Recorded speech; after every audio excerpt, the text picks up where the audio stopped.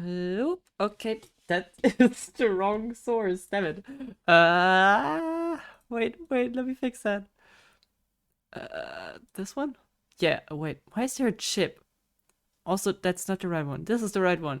Why am I so crooked? Hello. Up. I'm back, and I think I wasn't gone. Yeah. I somehow managed to get home for 2 weeks without you guys noticing because I went home on the weekend. And that sentence was totally confusing because I used home to describe two different locations. Anyways, I skipped no streams. That's what I tried to say.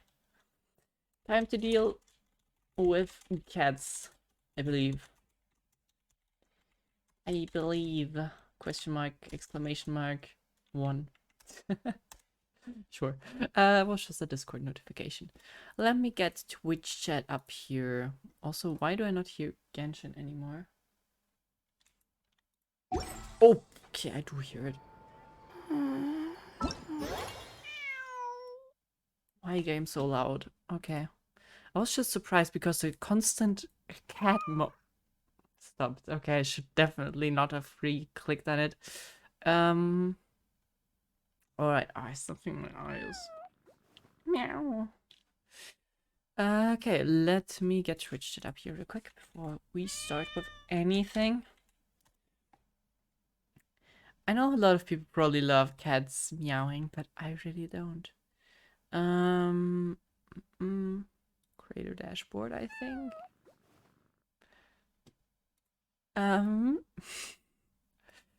I, by the way, had to listen to all of that for like 15 minutes before the stream started. So maybe that's the reason why I'm kind of infuriated by it. Okay, I think that is good. Let's go to the other screen. Doop, ouch. Okay. Your recent travels have seen you and Paimon encounter all manner of strange creatures, but in light of various factors, Paimon would still like to have some fun with cats. As such, you intend to run to Mondstadt and drop by the cat's tail. Okay, that seems fair. So, I still need to turn it down lower. Is it loud for a stream? I'm gonna have to check. Let's see. Okay. Yeah, that is way too loud. Okay, that should be better. Sorry.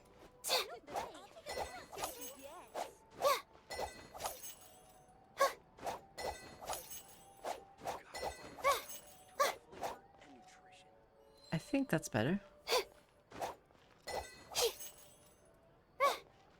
Yeah, okay. Let's go with that. That is, I hope, silent enough that you can hear me.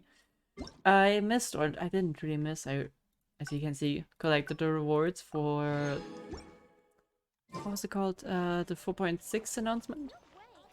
I'm looking forward to it, but I didn't look at it at all because I kind of don't want to get spoiled. Also, why is there a chip behind me? Ouch. Man, one day the setup won't be so jank. But I believe that day will never come. So, the plan for today, I don't think we're gonna watch the trailer except you guys tell me that it's super non-spoilery, but in my experience they always show off some kind of. Wait, you can use it. Anyways, sorry, I'm getting to one thing after another. Usually they show like some cutscenes that kind of always gives me an idea when something is going when the cutscene actually starts, and I don't like having assumptions about something, so I'm not gonna watch it. Can I just draw a card? A 9. A 19. Okay, perfect. 14. Sounds good. Another week has passed. Yes, another week has come to pass. Let's see. If it's a 10 or above, the next week will also pass. Looks like the next week won't pass, so doomsday scenario, I guess. What we're gonna do today is just, I suppose, hang out with cats, if I got that correct. I don't know if that's gonna be a cool quest or anything. Genshin's quests as of late have been quite a thing. But let's condense the resin real quick before we do that. Or do it in Mondstadt, I believe, because it's on the other side of Fontaine. Okay, let's do it in Mondstadt. But yeah, the Genshin quests. I don't know what they've been doing or smoking, but they were really special. I mean, I like the potion one. It was still weird. Like, the minigame was still weird, but it was kind of enjoyable, even though I completely sucked at it. But the other ones were all really, really strange. Like, what was the last one with the cannon? That was also so weird. So I'm really excited for some proper content again when we get an update.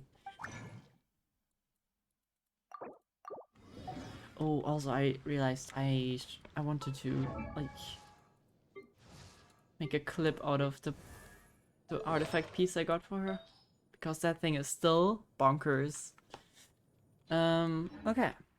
Hello, stupid face. How are you all doing on this extremely sunny Saturday?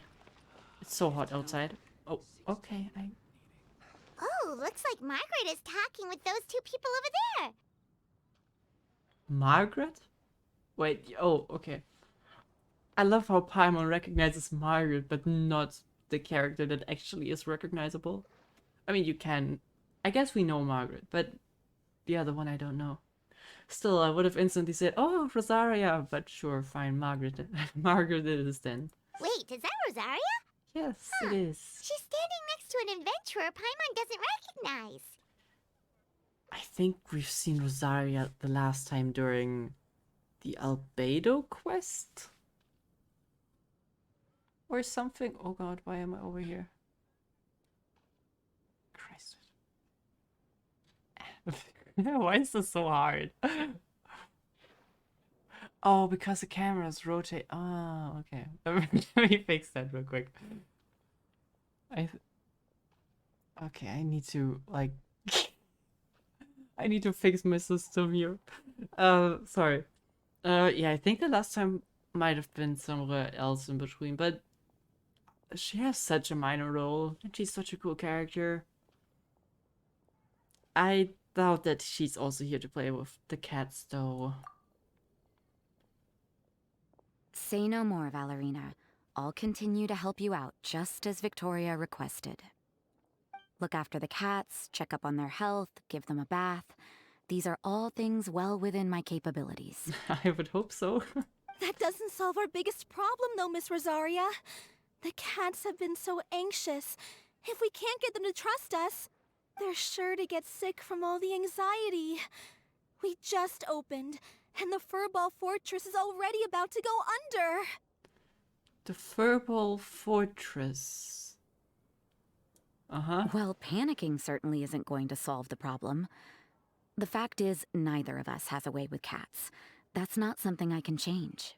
Hi, Rosaria! And hello to you too, Miss Adventurer. I joined their club of not being good with cats. I am not a cat person. Sounds like you're all really worried about something. Our cat saviors! They've appeared already!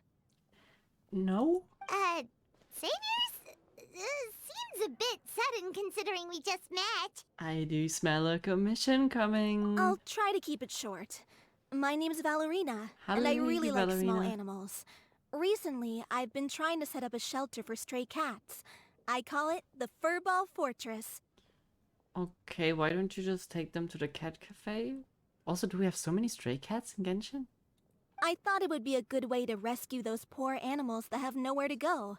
Plus, getting them off the streets will improve the overall environment and look of the city. It's a win-win. The sisters over at the church heard about my plans and sent over the kindly Miss Rosaria to help. Why did they think that's a good idea? Like, not saying that Rosaria is a bad person, but, like, empathy or being good with small animals doesn't strike me as one of her qualities. I wouldn't exactly describe myself as kindly. I just accepted the assignment from Victoria. After all, I was the only one with any knowledge of medicine, or the spare time to help. Well, it seems like you've got quite the plan, Valerina. Thanks for bringing us up to speed. So, what had you so worried just now? Are you short on Mora? Are you missing something you need? No, I've got more than enough Mora. The funds, the location, the supplies, all the various procedures. They've all been settled. The main problem is, the cats. They, keep swatting at me. Aww. Well, I do get that feeling though. They're always hissing and swatting. They won't let me approach them, not even with treats. Yeah, I can relate to that. I don't know why cats hate me, but they generally do. I don't know. I just think cats are giant brats, but that's The cats are afraid of me as well. They run away the minute I'm in the vicinity. Oh, Paimon has heard something like this before. There's something about certain people that just makes cats afraid. Huh. A kind-hearted cat rescuer who doesn't get along with cats. Seems like just visiting the cat's tail would be enough to leave you flustered, let alone running your own cat shelter. yeah, actually, if that's a general problem she has, then maybe running a cat shelter, like, not trying to tell you that you can't do it, but maybe that's not a brilliant idea. That's why we consulted an expert. But Miss Margaret wasn't able to offer a solution to our problem. She's short on workers, so she couldn't spare anyone to help us either. Okay, but you can't just expect them to give you workers. She did They have give a us one job. piece of advice, though. To enlist the help of the honorary knight and their trusty helper in white. I hate that they are like, I mean, we could be saving a country right now, and they're like, can you help us cat sitting? We had just wrapped up our conversation, and the next thing we knew, you two appeared before us like saviors sent by Lord Barbados himself. Well, Paimon's not sure how much Lord Barbados would know about taking care of cats. But that aside, we've never even worked at a shelter before, but somehow we've been turned into the saviors of the entire operation. Well, I guess it's perfect timing. It's not like we got better things to do. For once, that's actually true. Well, that's true. Even if Paimon has no experience working at a shelter, she's confident she can get on their good side just fine. Like, that's all we need to do here, right? We just need to show Valerina and Rosaria how to get friendly with the cats, and everything else should fall into line. Oh, you can teach that to people? I always felt like cats just either instinctively hate you or they love you. Like, even I, as a person who generally can't do well with cats, I sometimes had cats that I just approach and they instantly start snuggling up to me. And then you have the other cats that I have most of the time that just like to keep their distance from me and yeah, just generally don't seem to like me. But that is yeah, a different topic. I'm not sure if you can teach that to people though. Well, you probably can, but Feel free to focus your efforts on Valerina. If any of the cats need medical attention. All can keep the shelter running with minimal effort on my part. This turned out to be a good use of my time after all. It's better than church activities.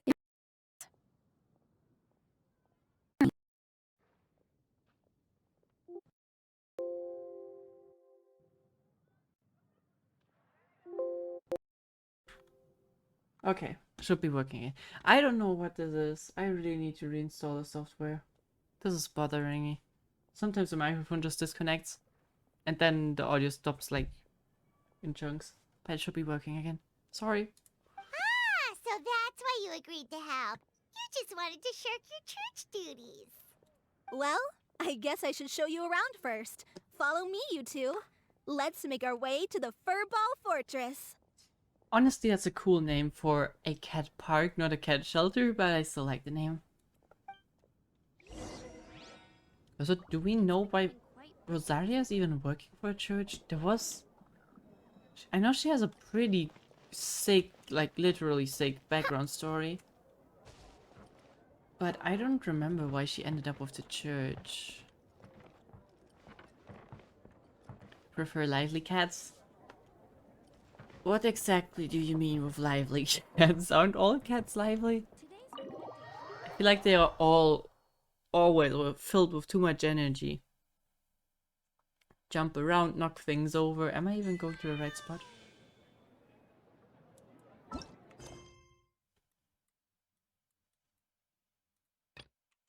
No, that's not the one. Wait.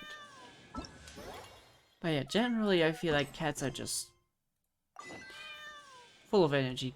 Way too much energy most of the time. And I love knocking things over and scratching my fingers. For some reason, scratching my fingers is a thing I love to do. Or biting.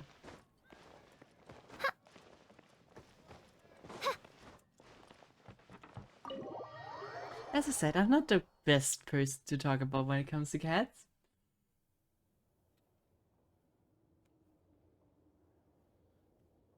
Why would you... Oh, it's just a regular house. Gotta say, Paimon was expecting something a little bigger with Fortress in the name and everything. I mean, it's pretty big for a cat. Hey, Proxy, how you doing?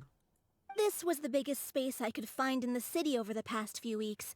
The rent is cheap, so that's a plus. A half a year's worth of rent, along with all the Cat's Tail-inspired furnishings, only cost me a few million mora. Well, actually, considering how little effort is required to get Mora, this is cheap AF. Like, look at that. My room is probably smaller than this front section here. And I'm living in a basement. I don't even have sunlight. My rooms are not that high. Like, this is pretty damn high. It's in the middle of a city. This is nuts. This is way too much space and like a few million more. I mean, considering that within a year I can make a few dozens of Mora, millions of Mora, then it shouldn't be too much. But then again, we are kind of an exception to the rule, I believe. Of course, not all of the cats will be staying indefinitely. We plan to offer some of the healthy ones up for adoption. As long as the new future owners prove capable and the cat seems like a good fit, they're welcome to take their new pet back to a loving home. This location is definitely good enough. We could even expand the business one day and start sheltering stray dogs, foxes, or even squirrels. When that day comes, though, I'll probably have to think of a different name. Why? Maybe the Furball and Friends Fortress would be a better fit. All the animals you listed are still furballs, but okay, sure. I would suggest letting all of this play out first. You still don't know if the customers will even get along with the strays. Huh? Look over there! That cat is staring at us. That's actually kind of pretty. But it probably will bite me and scratch me. Oh, it's the little white cat. She's super afraid of people. She ran away when we tried to give her a bath. Doesn't It look took like us she needs one. forever to track her down again. She looks so soft and clean, and her fur is so white and fluffy, just like fresh fallen snow. Wait, that's perfect! We should call her Snowball! Why do people tend to call animals food names? But I kind of like both of them actually. Tofu. Tofu. Pudding. I think pudding is just too long. Tofu is just a little more, it comes off the tongue more easily. But apparently we those call are it some Snowball. Good names, Fine. Traveler, but Paimon thinks she likes Snowball best. Here, kitty kitty. That's it, Snowball. Good kitty. That's a good kitty. This cat is probably able to kill you, Paimon. Look at the sizes of you guys. And you know, this is a primal hunter.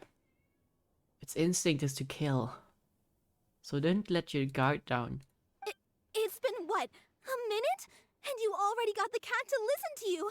Did you see that, Miss Rosaria? She's practically a miracle worker. You really are a cat whisperer. Ah, that was nothing. They may be strays, but as long as you give them a good name and call them with love, you're sure to gain their trust eventually.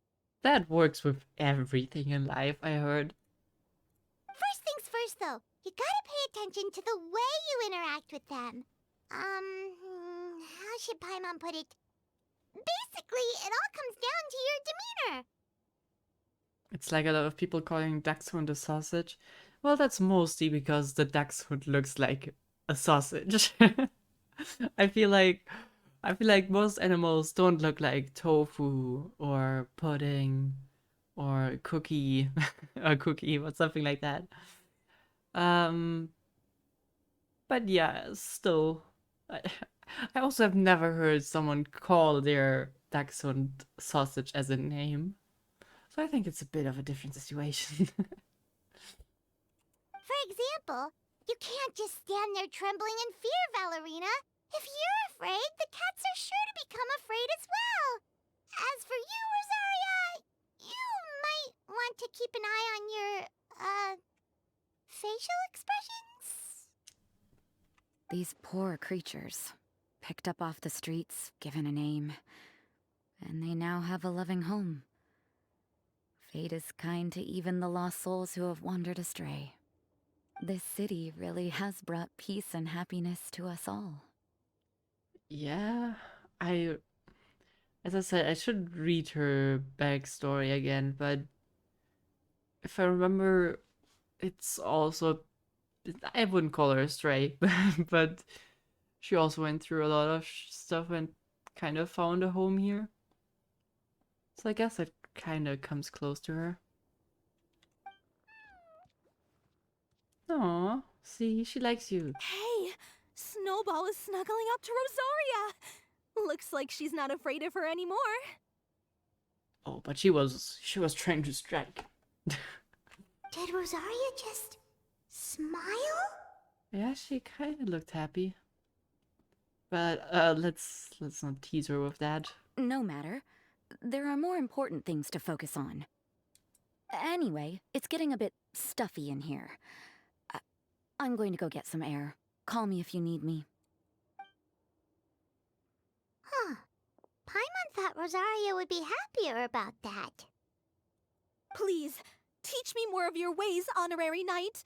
And you too, oh great cat whisperer. Sure, whatever. My friend named her Poodle Almond. I don't know why people tend to call their cats after food. I really don't know. Or not cats, but like their pets in general. It's kind of weird actually. Like, I don't know. Toxic companionship, cats play on their own, true. Cats just drop them in a room and give them food, water, and like ball or something, and they will entertain themselves. We're sure to get more and more strays coming to the Furball Fortress, and I doubt all of them will be as friendly as Snowball. There's still so much I don't know about interacting with them. No problem. Just watch and learn. It's about time we move on to a more advanced lesson. How to get the cats not to just trust you, but to like you. This is psychological warfare here. It's all about when patience. okay. As long as you put in the effort to get to know them, you'll become best friends in no time. It's kind of news to me that Paimon is good with cats, but I'll just accept it. I completely understand. The Furball Fortress is still in its trial phase, so the more I can learn at this stage, the better.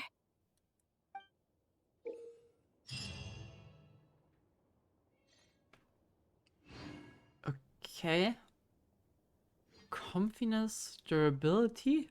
Oh yeah, that whole room is gonna be covered in scratch marks. I hope you're aware of that. There's a bunch of wooden pillars. They're gonna be so scratchy. And aesthetics. Isn't aesthetics and comfiness? It's kind of related, but not exactly the same. You're required to select one suitable furnishing. Oh, sorry. For at least one type, in such a way that the overall blah blah blah meets requirements. Sure. Yeah, I'm sure it will be fine. I don't need a tutorial. Jesus Christ, that's a lot for a cat. of the Prinzessin bring light to this work. This looks a bit excessive, not gonna lie. Also the image.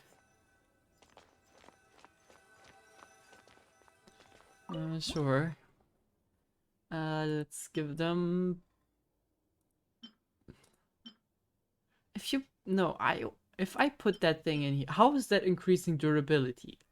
The only thing that putting his tea set in a cat room is gonna achieve is creating a bunch of glass shards. Yeah, that is fine. I guess they can knock it over, but still. They will also scratch that completely until it's broken. Huh, perfect. Okay. If I would change, okay. I guess we'll let the cats have a bunch of stuff to destroy. That is perfect. Play with a cat after feeding it. Wait, but there's no cat. Sure. A snow white ball of... Oh, okay. So she just came over. Great. I don't... Is it just me, or are they kind of, like, going a bit beyond what they need to? This just seems all very excessive. Yeah, trusted, and yeah, pull on their tails, I've heard, and I also heard they like if you put your finger in their ear and pull on their tail. Ah, weird. I also heard they really like that, like when you touch their paw. So actually they do. Interesting. Or if you touch them in the eye. Oh, they love that. See? Cats love it when you touch in their eyes.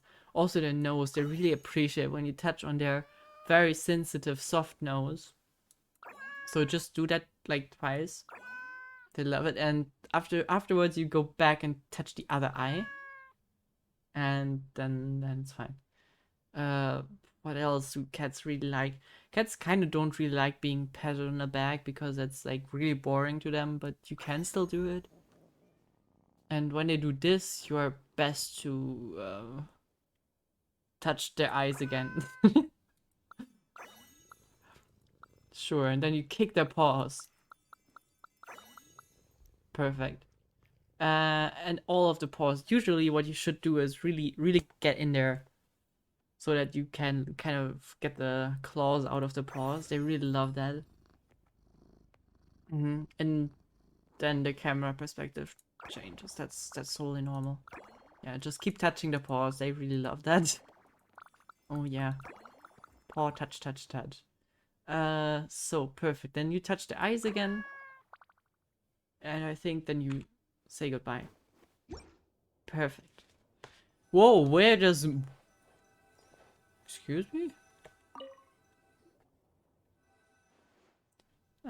No, I'm not, no. Okay. This quest is not gonna get me to meow. No. I will ignore that. Is this really how cats greet one another? I wonder if my pronunciation is on point. No. Looks like Snowball didn't understand even a whisker. Mona, are you trying to speak cat? Cat is not a language. Yeah, well. Professor Magistus, this is not how you pronounce it. Try roaring it like... Also not gonna do it. Why are they... Okay, I'm just gonna say roar. Not gonna make the sound. Hey, roar sounds more like a tiger or lion sound. It's a good way to frighten a kitty. Lumine, Paimon, so the rumors were true? You really are working for the Furball Fortress. I just started like 5 minutes ago. How the hell is that a rumor already? Working is probably not the right word. We're helping Valerina and Rosaria out. So we're more like consultants. We're doing all the work. Yeah, that's it. Being called a consultant really sounds impressive. No, it doesn't. By the way, great astrologer Mona, are you looking to adopt a cat to assist you in your astronomical observations? That is certainly not helpful. Based on my understanding of astrology, it shouldn't be too hard to teach a cat to read various aspects of the stars. What do you mean it won't be hard? It sounds like the hardest thing in the world. I might even teach one to help me write my manuscripts. Steal a peek at Snowball. Boldly stare right straight at... What are they doing? Yeah, meow. One second thought, maybe not. One who can only read the stars, but is ill-versed at stringing words together would not suffice to convey my illuminating insights. If I really needed an assistant, it would be better to just take a trip to Fontaine and recruit some staff member from the Steambird, or find a Melusine who can use a typewriter and bring it back to Mondstadt. There's typewriters in... Yeah, there totally is. I remember some. You need an assistant to do writing for you? Well, I mean, there's probably people in Mondstadt that can do that as well. Were I to adopt a cat, at most it would be to play with it a little. To relax and relieve the stress from the exhaustion of academic inquiry. One mustn't be a bad owner. When you get tired, it would be best if the cat is tired enough to catnap as well. Cats don't do that. You can't get a cat tired. Cats get you tired, not the other way around. Before I set foot in here, I never imagined hanging out with cats would be such a joy. I truly don't see the appeal. Wonderful life. I also don't remember how Mona talks, by the way, as you can probably notice. How wonderful life would be if a cat was... If we could always be happy like this. Holy shit, I can't read. Looks like you're going to be a real conscientious owner. Guess this cat is gonna be in fine hands. But I've also heard that some cats can be quite rambunctious. Always jumping around, biting and clawing the furniture. Imagine my manuscripts and astrology tomes ruined by feline canines. That'd be troublesome indeed. Well, it is pretty much what cats are known for, yeah. Making a snack out of your precious books. I can barely imagine something so terrifying. No, that's actually very valid. Snowball looks quite well behaved, but seems not to comprehend my meaning. Perhaps we lack that special connection. So I would like to observe a bit more. You know, keep an eye out for obedient cats. Fair. You don't want the bratty one. It's okay. Pick an obedient one then. What was that? I don't think you heard that, but it was scary. Anyways, oh, and I must calculate the costs of a cat bed. Aren't you rich? No, wait, Fischl was rich. Wait, is Mona also rich? Mona's also rich, wasn't she? Cat food and other expenses. Not too luxurious, but also not so shabby. Wouldn't do to submit the cat to hardship. Well, you know, even though I am not a cat fan, as I said many times, I still think you should be a responsible cat owner and investigate whether you can actually take care of it first. So take your time. Yeah, Valerie said that she'll adopt even more stray cats in the future, so even if no cats catch your eye today, you can always come back and back often to play and have a look.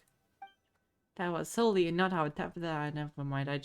I'm just gonna read the text. I'm not even trying to get the freaking characters' intonations right. Well, we only have one cat at the moment, so... Huh. Not playing with the cats? Or do you have to take out order for me to take care of? I think I'll come back to you talk later when we have more cats. Turned 28 years old boomer this week.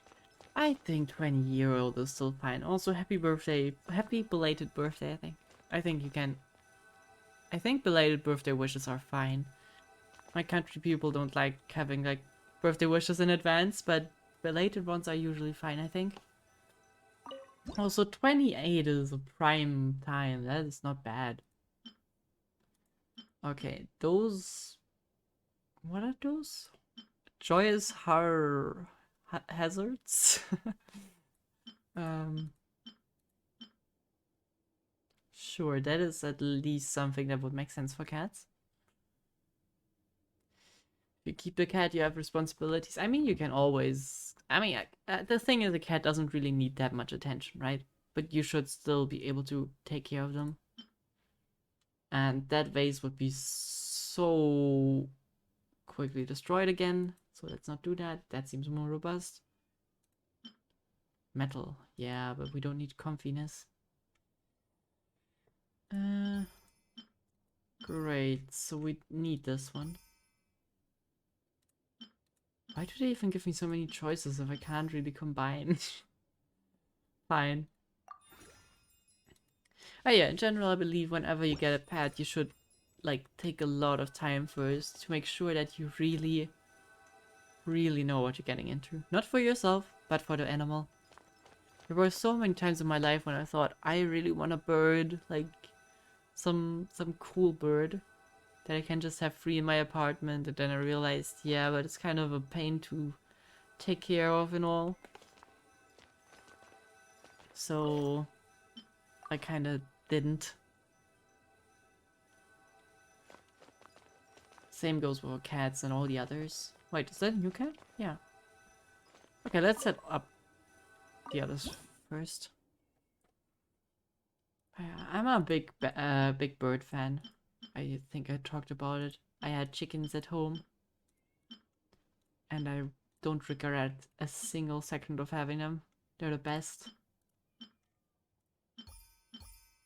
There we go. That looks neat. There's also a typewriter, so Mona doesn't have to bring one.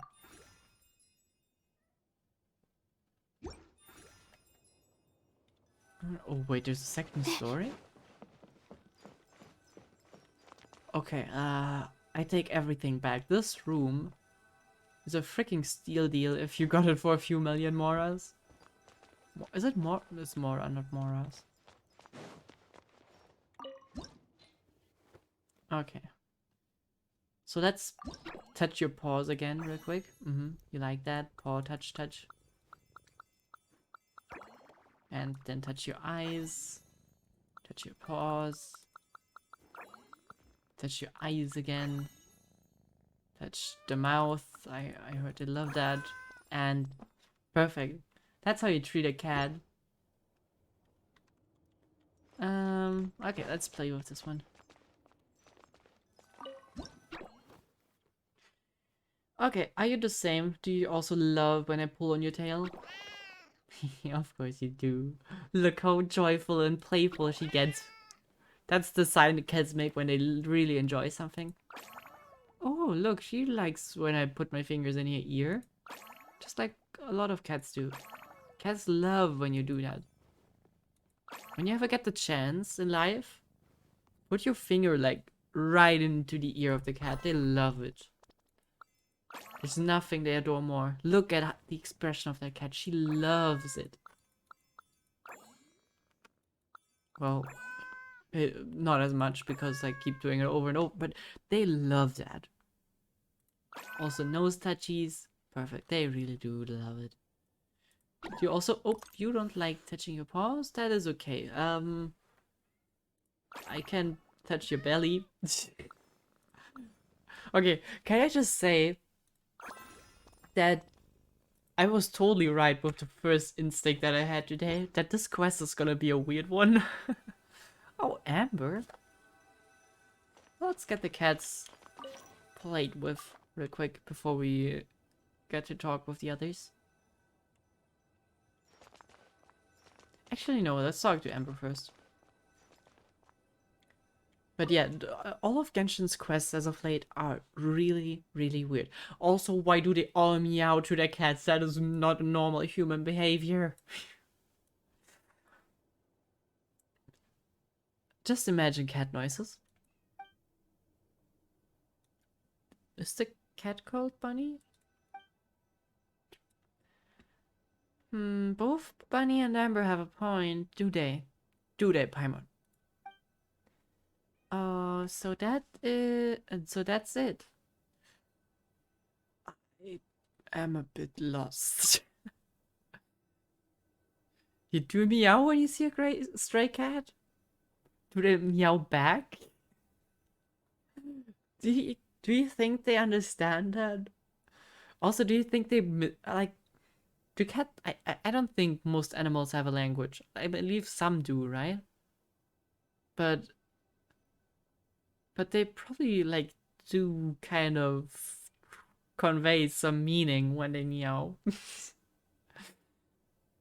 uh, it's so they do meow back. That is interesting.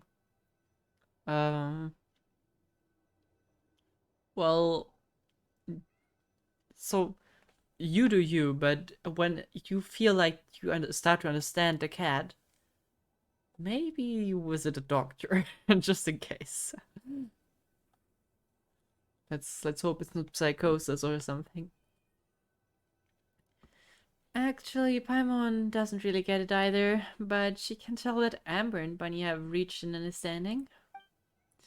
I mean, Paimon, you're here. But I was just thinking about you two. About going to look for you. No, mind. Already heard all about you helping Valerie in the Furball Fortress. As I said, I started working here 5 minutes ago. How do you guys know? Where's the spy? And that's the Lemine and Paimon for you. Second, you're back, and one said you're already being such a help. Well, I am the honorary knight after all, so I have to fulfill the mission, even if it's taking care of cats. Speaking of which, what were you and Bunny discussing right now? You seem to be having a real fun conversation. Like, okay, fine. I was just asking Bunny about the weather and whether or not it would rain. Yes, I'm sure the cat would know. Do cats know that kind of thing? Lisa said something about that. According to a book she read, cats are very sensitive to humidity and don't like the feeling of being wet. I mean, that's generally true, but that is not always true. I know a cat that literally jumps into the water and fishes the fish out of a pond by jumping in there. So some cats are fine with it. So if they notice a sudden increase in the humidity, they'll start nervously pawing their faces and licking their fur. Once a cat does something like that, it's a sign that a large rainstorm is likely on its way. Oh, Paimon had no idea. That's kind of cool. Guess we just learned something amazing by accident. In that case, let's pay more attention to cats during our travel. That way we won't get soaked by huge downpours from those big black clouds. Well, I mean, I suppose that doesn't... Are there so many cats in the wild? Actually, I don't think that will help us, but sure. I suppose we'll look more at the kitties on our way in the future. I originally came here for Valerie to ask about something. But just as I was talking to her, this little kitty snuggled up close to me and yawned so loudly. It was so cute. Since she was so affectionate towards me, well, then I need to show how friendly I am too. That's when I remembered what Lisa told me, so I went ahead and asked Bunny about the weather. But she responded by rubbing her face, then wagging her tail, then lying on the ground, snuggling against my hand. So it's actually going to rain or not over the next few days? Questions. Questions over questions. Such important questions. Can I play with the cat? Okay. Okay, you are Gray. I'm gonna call you...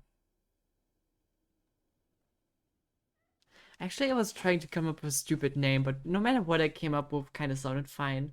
My first thought was Clay. The second one was Pebble. And I kind of just wanted to have a stupid name that is just Stone or something. But, like, still a name. And Clay and Pebble kind of still work for cat names. So, may I poke your ears? Come on, don't be a cat about it. Clay fits a gray cat. Yeah, it does. But that was not the goal. Oh, you like your tail being pulled. Okay. Well, we can pull on that tail. Yes. Okay, enough pulling your tail. Do you like if I touch your claws? Okay, you do. I don't get it, but sure. Mm-hmm. I'll just do that 3 times. That's totally normal. Wait, why does... Okay. Apparently the different paws count differently. Oh, oh, you don't like me touching your back paw. That is totally different from the front one. Sure.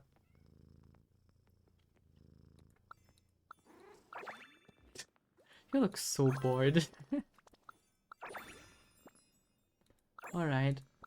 I think there's no real point in trying further because you're not gonna get to inseparable. I think. Can I like... Come on. Oh, actually, wait. Oh, okay. Fine. And now I touch your eyes. Oh, and you're inseparable. I will never play with you again. Oh god. Razor? Do you think that's a good idea?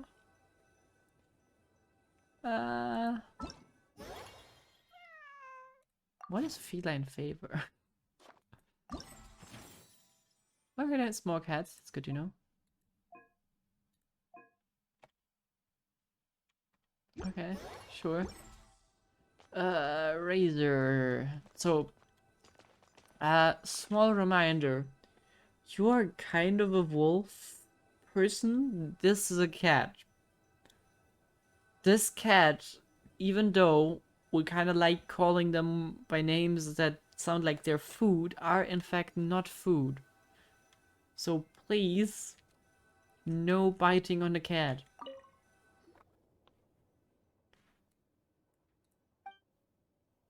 Yeah. It's you. Me, I'm talking. Talking, Razor. Oh wait, that's that's Paimon. Razor, are you talking to Dustball? You called her Dustball? Really? The first one you called Snowball? This one you called Dustball? I'm not sure what we called this one. Can you stop calling them balls? Meow. Meow, meow. That is totally how Razor meows. Seems Dustball is trying to say, that's right. Familiar scent. Looking for friends. It's good. Happy. Well, no, I'm not doing cat sounds. No. Friends followed the scent. We came to happy. On your body the smell of wind and rain. Very familiar. The scent of cats also familiar. Paimon, very sweet scent. Smell good. Sweet. Could that be the flavor of pancakes Valerie gave us? Wait, I didn't hear about that. I didn't get any of the pancakes. Did Paimon eat too many? Well, I mean... Well, no sweat, you can still eat triple what you ate before, so... Fine. Really? Paimon didn't even notice. It's all the pancakes' fault for being so delicious. Paimon also wants to eat sweet madame. Oh, of course you want. We're monster and the only thing you can think of is sweet madames. Steak and hash browns. And drink some apple cider. Okay, that's the menu for the next meal then. Come on, Lumine. Let's go to our order. Let's go place our order for Valerie. You come too, Razor. Thank you. The dust ball has brought me lots of nuts. Why? And meat boxes. Wait, how? Wait, the cat brought you meat boxes? I am very full. Sounds like Valerie ordered delivery then. Does Dustball deliver the food to you, Razor? cat noises. I would never imagine that cats would actually end up taking care of the customers here in the Furball Fortress. Looks like you really are the cats. Really are the cats, meow. Wait, what? Looks like you really are the cats, meow. What? That doesn't make. I don't speak cat. Can we go back to speaking human language? Also, is there just generally no music in here, or do I still have it muted still? I have it muted. Okay. Let's enjoy some cat music in the background.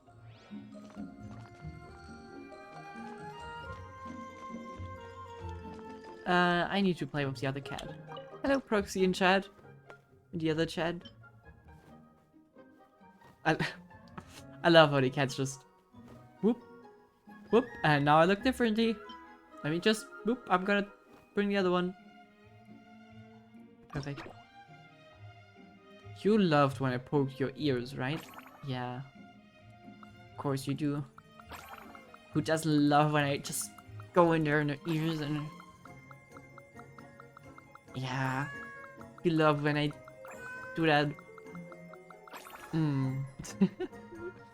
Oh, dumb. Goodbye.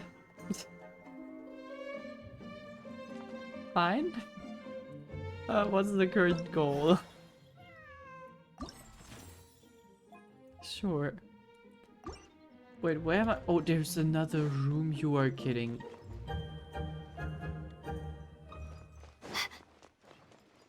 Okay, this... How did you get that room?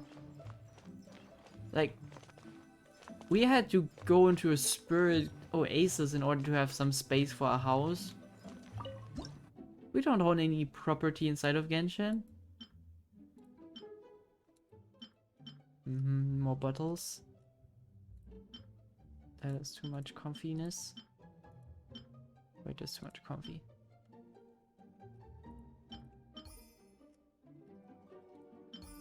Perfect. These illustrations are so cute of the cats. These ones? I'm not sure who they're from though. This looks like it's just a prince of all cats. Wait, this cliff I think I know.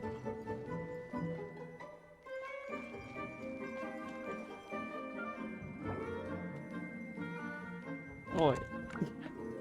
The most precise answer. Oi. Well, I guess let's feed that cat. Is it a French cat? No, not French. Wait, that's... wait, that is...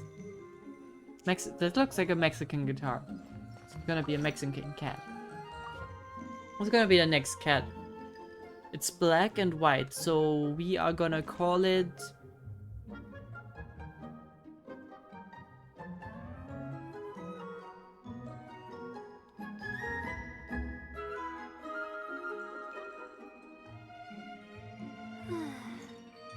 I can't think of anything.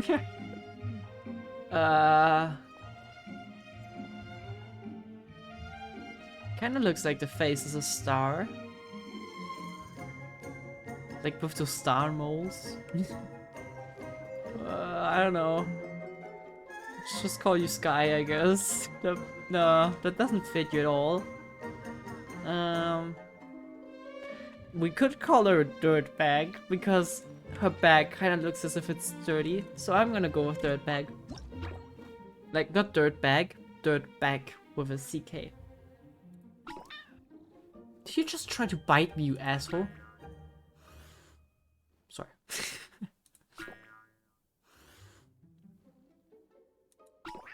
Jeez, look at it! It's trying to bite me! What a bitch. Yeah. Then I touch your tail and you're all happy. Classic. How about paw touch? You don't like me? Oh, you're so picky. Oh yeah, sure. Here is not fine, but here is okay. Sounds like especially picky here. How about the bag? Bag is fine? Okay. Yeah, sure. I'm gonna accompany all your needs. because you are the one in command here, I understand. Are your arms okay? No? Okay, you are such a bitch. Fine, I'm just gonna poke your ears until you're happy. Get lost. Official. Oh god. Oh god.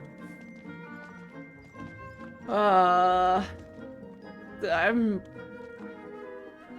You already have Oz. You think you need another animal? I really can't see you working with a cat. Oh ho ho! Oh, I don't know how official sounds at all. I just use her. How do I not even remember a single voice line? It's me, the Princess under for Urteile. Blah blah blah blah blah blah blah blah. Oh, so it. No, I don't know. I can't do it. Ahem. So this is the rumored and sacred land that people named the Furball Fortress. Yet it is furnished in such a prosaic manner. Shabby one might even call it. Surely a few swings woven from the vines of purple against grapes might be built, but silver lamps mounted with candles made of abyssal sea salt. All the better to light the cat's feeding patterns with. I lost track of what you're trying to say. Like, strings woven from the vines. That is kind of when I stopped really paying attention to what I'm saying. And yes, the statues forged from the images of cat familiars by melting the venerable coinage of lost dynasties into depths of a fjord. Amendable choice. You surely must agree, do you not, dear familiar? You have yet to declare your name to your princessin. Think on that then, and know that it shall be your utmost honor to be known to her. Doppy? Doppy? Dopey? What is that name? I like Dirtbag more. No, not Dirtbag, Dirtbag. Okay, that is, I mean, a bit of a weird request, but if the cat's back was purple, it would fit a lot more to official.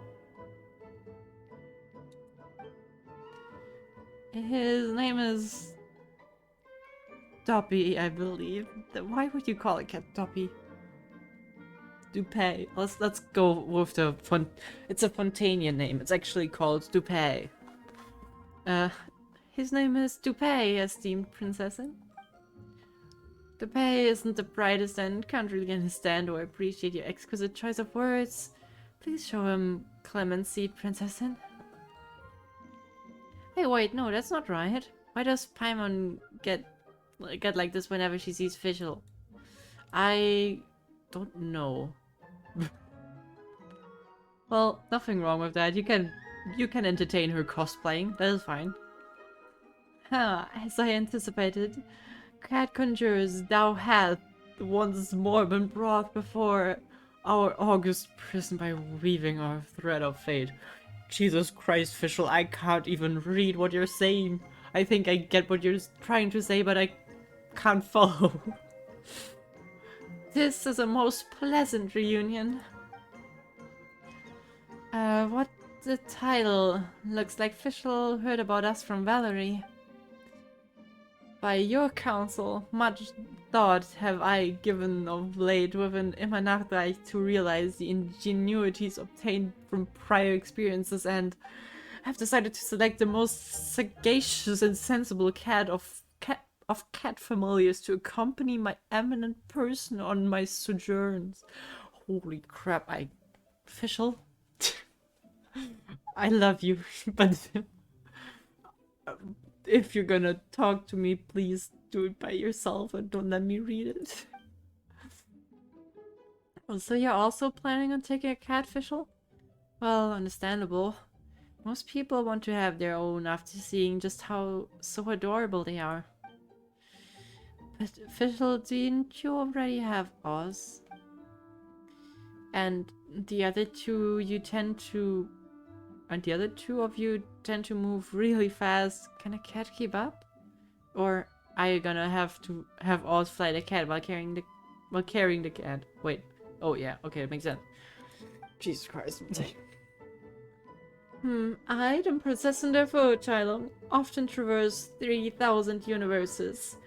Though such a journey may not be long, having more suitable companions and gaining insight into things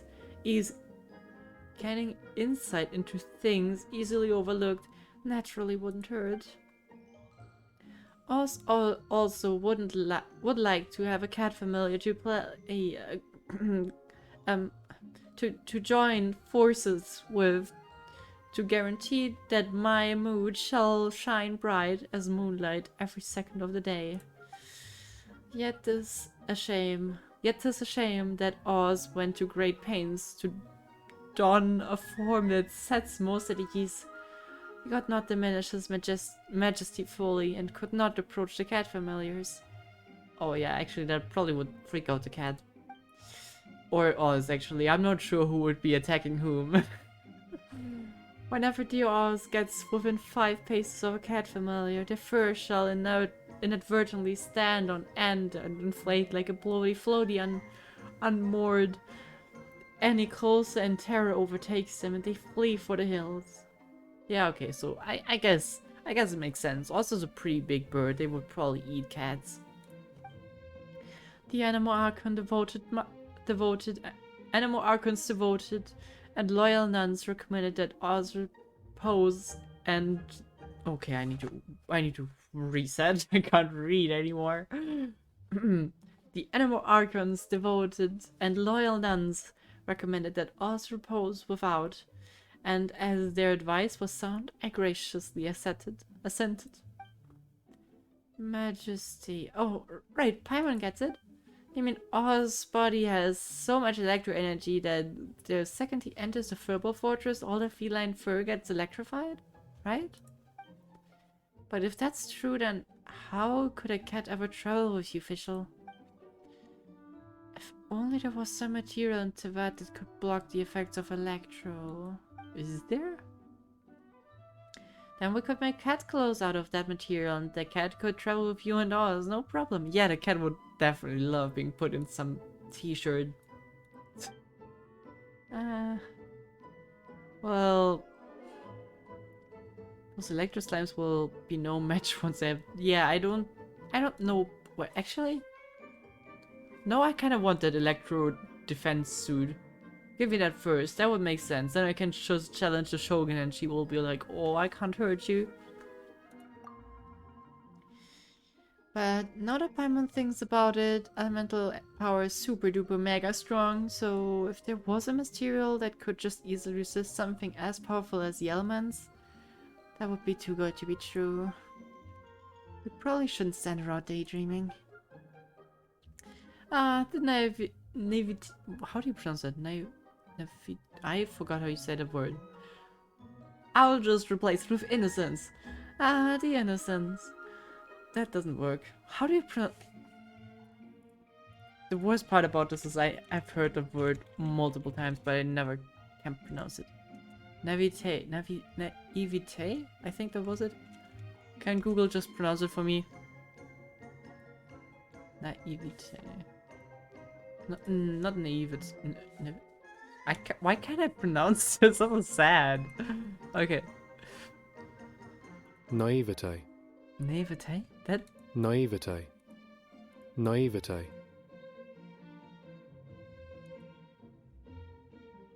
Wait, let's go for an American pronunciation. That's probably better. Naivete. Naivete? That sounds wrong. Naivete. That sounds wrong. I'll just go with my own. I'll just skip that part of the sentence, you know? Do not jump to judge a cat's familiar's talents through the common sense. The semantic resources of mere mortal words struggle to accurately convey their properties. Perhaps somewhere in this world there exists a cat familiar that can dive deep into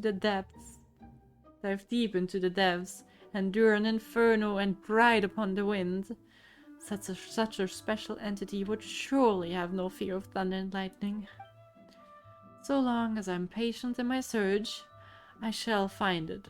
Forsooth, even if I should seek it for 10 years or 100, it shall be but a fletching instant in the Immernachtreich. Sure. Additionally, a devotion to one's development in life is as important as innate nature one is born with. I see the Stoopy. I don't like the name. I see the Stoopy has immense potential.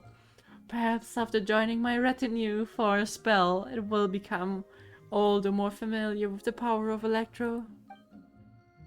By happenstance, I, the Princessin, have disentangled a million myriad menial affairs, thus allowing myself a tincture of time to spare. Perhaps then it shall not... I can't do this anymore. Perhaps then it shall not hurt endeavoring to stay here and familiarize myself with these cat familiars. Particular the Stoopy. Jesus Christ. Okay. It's pronounced naivete. Is it not naivete? Like without the I? So it's just Naevite? T? Whatever. Anyways. Thank you for the explanation, Baku Axolotl. Bacaxolotl? Whatever. Thank you. Sure, the categories. Then Paimon hopes you'll have a fun time in here with in the Furwall Fortress, Fischl. Jesus Christ, let me get out of here. Okay, how did I do? Can I get a rating for the Fischl impression? on a scale from 7.5 to 8.7. How good was that?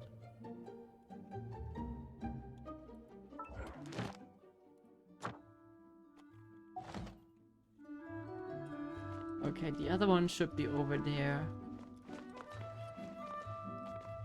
Wait, why can't I build it? I still think the song kind of sounds like Enemy from Arcane, but okay. A certain special guest suddenly arrives at the Furwall Fortress a short while into its trial operations, leaving Valerina in panic. Bull, fruit, hoot, interloper. I do worry about But the my well-being of my retinue retinue. during my impromptu absence. I'm sure the good people of the Adventurers Guild are absolutely fine, mein Fräulein. Okay, so can we just, like, sit here on a cushy thing and wait till 8? 8. Yahoo! Thank you for the follow. This time I will try to pronounce it kind of properly. We have Bak and Axolotl, so it's just Bak Axolotl, right? I hope I did not butcher that. As you can see, my reading game is peaking today. Also, I see that I'm nearly 57. Nice. I created another universe and founded, Founded paradise. For For I, Fischl, Fischl, the and the princess and the Prinzessin Verurteilung. Okay, yeah, perfect. Oh, a big ferocious cat. The cat is hissing at me, Miss Rosaria. I'm scared. You should probably give him some space. Get too close and all that swatting might catch you in the face. Oh no, seems like Valerina has run into some more cat-sized trouble. You did better than 99% of people. What does that mean? Who are these 99% people? It seems like... I don't know. I mean, I assume not a lot of people pronounce that. Or maybe they do. I don't know. What do I know? Maybe you go around and ask everyone to pronounce your name. Well, there's... He already has a collar, right? Looks like the shelter is a new stray, but this one looks a bit more dignified. Honorary Knight, Cat Whisperer. This big cat call just me that. barged in here after Snowball. He must have Oh, spotted jeez, her when this she is went really out for big. a walk and followed her all the way back here. Easy, easy. No one's going to hurt you here. All those evil things, all those bad people who forced you to do whatever it took to survive, they can't find you here. You're safe within these walls. Okay, that was very... let's just say I kind of felt an emotion coming through here in your sentence. Also, is it... Am I wrong, or is that the thing that... Oh god. Hi, Echo. Hi. Is that the symbol or the crest that Eula has on her design? Might be wrong. Also, hydrate. Let's hydrate. That's... Oh, you can't see the bottle because... Okay, while you guys spam audio effects, I will just drink.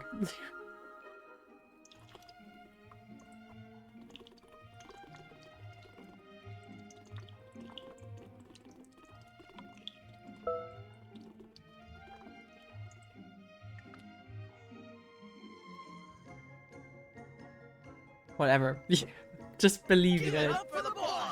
Thank you very much. I really deserve praise for drinking water. Such a hard job I have here. You're surrounded by good people now. Their constant hovering might get a little annoying, but it's all for your own good. Just relax. A life of leisure isn't a bad thing, you know. You just have to get used to it. I remembered Rosaria's voice to be a lot more, like, raspy. She sounds really soft and, like, caring, which is... Oh, interesting, because she didn't really strike me like that kind of person the last time we saw her. Huh. He understood all that? Probably not. Looks like it worked. Smart cat. That is a big freaking cat. Whoa, this cat is way bigger than the others. His coloring looks like fresh squeezed Buell fruit juice. And he's wearing a scarf too. Huh? Looks like there's some sort of design on it. Oh, it's the symbol of the Knights of Avonius. Oh, no, it's not Eula. Oh, is it Eula? Maybe it is also in Eula's design, actually. Might be. He deserves a name fit for a knight then. He is pretty feisty. How about Sir Pouncelot? I do actually approve of the name then. Yeah. You really do have a way with cats. He looks way more at ease now. I feel like that was your work. Paimon thinks you deserve to take the credit this time. Sir Pouncelot seemed to calm down right after everything you said to him. Yeah, you're getting much better with them, Rosaria. It doesn't matter to me either way. Although, the fact that they're cute doesn't hurt. Let Paimon show you how to put Sir Pouncelot completely at ease. Uh-oh. Paimon just needs to work a bit more of her magic and he'll be as happy as can be. Oh, I would love if Paimon just got pawed right in the face right now. Nope. Okay, never mind. Okay, is that it? Oh, oh, he needs a room, of course.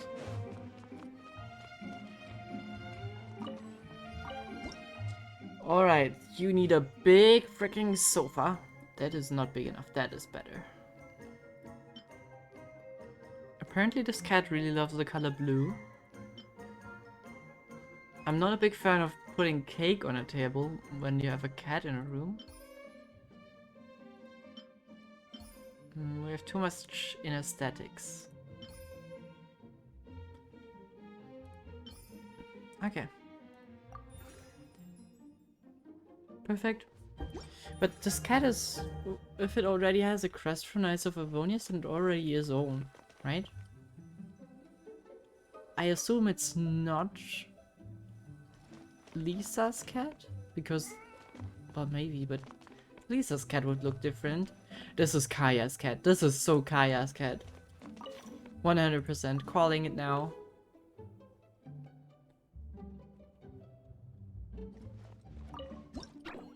Alright. You're feisty, right? So you probably like me touching your eyeballs? Nope. Okay, you don't. How about your color? Nope. Okay, that's fine. Totally doesn't hurt my feelings if you keep punching. How about your tail? Okay.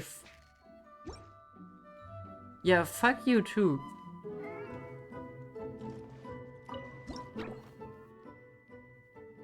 Okay. You want me to not ask you? Then I'll just go for the paws. Yeah, huh? See. How about the back paws? No, not how about. I'm not asking, I'm just doing it because you'll just complain if I ask. Yeah, okay, you like paws. What the belly? Belly okay?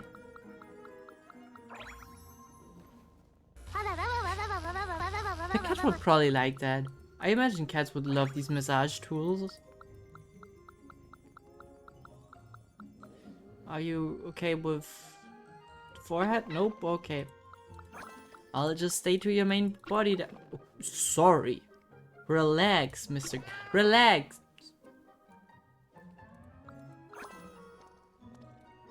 My god, you're picky.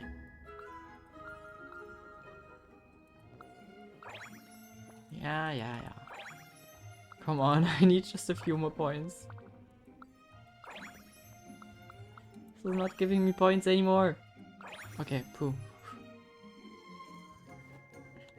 Goodbye. And it's Kaya's cat. No? No?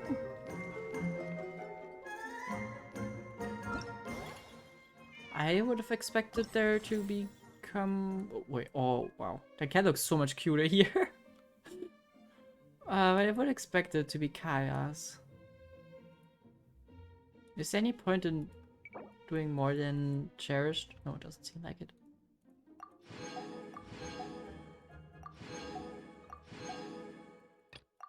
Primordial. Ah man, we're so gonna get Alekino. I hope she's good. I'm not sure if you saw something cool about her in the trailer or something. But I hope she's powerful and cool. May the glory of the Prinzessin You know bring that no light to Genshin this character has a world. P in their name? No main character, right? Because I'm pretty sure there must be a Paula or Paul or something like that.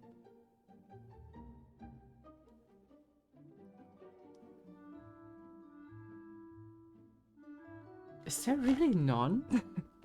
Did they do that on purpose? Do they hate the letter P?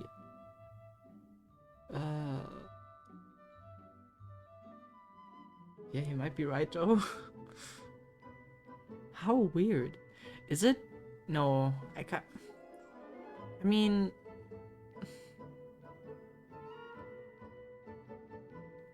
It's weird. I thought for a second maybe it's from translation, that just something that doesn't really come up because from their languages translated over it doesn't really come to a P sound. But they are kind of called differently sometimes, I believe. Yeah, especially when you have only Mandarin letters or symbols. That is strange. Aw, that's a good kitty, Sir Pouncelot. I don't know why that bothers me so much. Is there a character with a Z in their name? Because that wouldn't be surprising, but if there's a character with a Z but not a P, that would be very weird. You better be on your best behavior from now on, okay? Don't go causing trouble now. Paimon knows you're a sweet, happy little cat.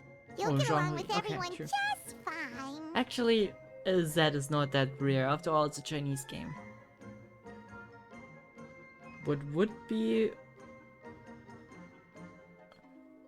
I mean, we got Tartaglia, but that's not really his name. But T's are... If I remember, there's no T sound in Chinese. P's as well. So T and P's, I believe, are not there. No, wait, actually, no. T's are totally there. Tao. And... Yeah, I think Tao is kind of the only syllable that comes to mind right now. There's totally cheese. I need to look. Yeah, that's maybe that's part of the reason why they don't have any characters with a P. Actually, P is also there. They got Pong, Pang. All, what am I talking? I'm talking nonsense right now. He's so adorable. I just want to scratch his head and pinch his little cheeks. He does have a certain endearing quality about him. When he's not causing trouble, that is. I wonder how he got that injury around his eye. The traces of restorative potion indicate that Sir Pouncelot should be in the vicinity. No shot, this cat is actually called Sir Pouncelot. And no way that's actually your cat and not the one of Kaya. Huh? Oh, it's the traveler Paimon and Sister Rosaria. And you must be an adventurer. I don't believe we've met. It appears Sir Pouncelot has taken quite the liking to you. Albedo! It's been such a long time! It's super great to see you! But are you sure you're in the right place? I'm assuming the captain of the investigation team is here for some important reason? Captain? He's a captain of the Knights of Favonius? An important officer just showed up without warning. And I don't even have any refreshments or snacks to offer. Would you usually do that? That seems like... Imagine the police or something came to your house, like the chief police officer. You wouldn't offer them snacks, would you? Please, allow me to explain, sir. I assure you, this shelter is operating under a legitimate business license. All proper procedures have been followed. Assuming that Albedo has arrived to investigate her business, Valerie frantically searches for relevant documents while explaining the purpose of the shelter. Valerie appears intimidated by the identity of the visitor, unaware that the investigation team doesn't handle such inspections. There we go. There's no need to worry. I was simply in the area helping my team address a small issue. Namely, the location of this cat right here. Not too long ago, Interim Team Feline Treatment Case number 3, Excuse me? Sir Pouncelot, knocked out the weapons officer who was watching over him. He then fled and disappeared into the city. The cat knocked out a human being. Actually, that's not too surprising. I think it's easy to underestimate how much punch a cat or a dog, it doesn't matter in the case, because they're kind of both big, like this is also a big cat. So big cat or small dog, it's easy to underestimate how much of a punch they have when they just run at you and jump at you. We knew we had to Yeah, I recover him guess. as fast as possible. The cat belongs to the investigation team, and even bears the insignia of the Knights of Favonius. If he were to wreak havoc across the city, well, that would hardly be a welcome result for any party involved. No. So I guess he actually belongs to you. That would explain the Favonius sigil. I don't get why we never bothered to ask. That is kind of the point of having a collar on a cat, but sure. You're saying Sir Pouncelot is capable of knocking out a knight? And what's with all those official-sounding titles you added to his name? Interim treatment case something or other? Is there something else you're not telling us? Did you create that cat, like as an experiment? Just like you were created? Well, I suppose I should explain. 2 months ago, Sir Pouncelot got lost in the wild and accidentally ingested whopperflower nectar. Due to certain effects that are not entirely understood as of yet, the nectar caused him to triple in size. Oh, so it was a small kitty. Triple? Even regular-sized cats can get pretty bold when they're upset. A cat triple the size? Oh, Paimon bets even a hilly churl wouldn't be enough to scare off a cat like that. So that's what happened. No wonder he was so anxious. For cats, or really any animal that lives in the wild, a larger size doesn't exactly confer many advantages. What it actually does is make their appearance more noticeable and their movements less nimble. Well, tell that to a tiger or a puma. There's a bunch of big cats in the wild. I don't think that's an issue. Which in turn means living in perpetual danger of exposing themselves to attacks from predators. In other words, it means living in a constant state of fear. Exactly. When Sir Pouncelot stumbled upon our encampment, he looked quite worse for wear. His entire body was riddled with scars, and he appeared exceptionally anxious. That's awful. I guess he had a good reason for all that swatting earlier then. If all that had happened to me, I would be afraid of new people and strange animals too. You don't need to worry too much. The problem has already been solved. I administered a restorative potion to eliminate the alchemical effects of the Whopperflower nectar and help him return to a normal size. They evolved to cope with the size. I guess so. Because I imagine if someone just gave me Whopperflower nectar, let's assume that exists, and they triple in size, I would probably also have quite a lot of troubles. Because, I mean, at that point I would probably not say I'm 6 meters, but like 5 meters 50. That is, I'm not sure if I would manage to get out of my room anymore. Like, even if I tried, I could, I'm not sure, can a 5-meter person get through the door? Even if they like crouched? I'm not too confident. Also, how would you explain that? Well, I guess there's some amount of societal fear and all.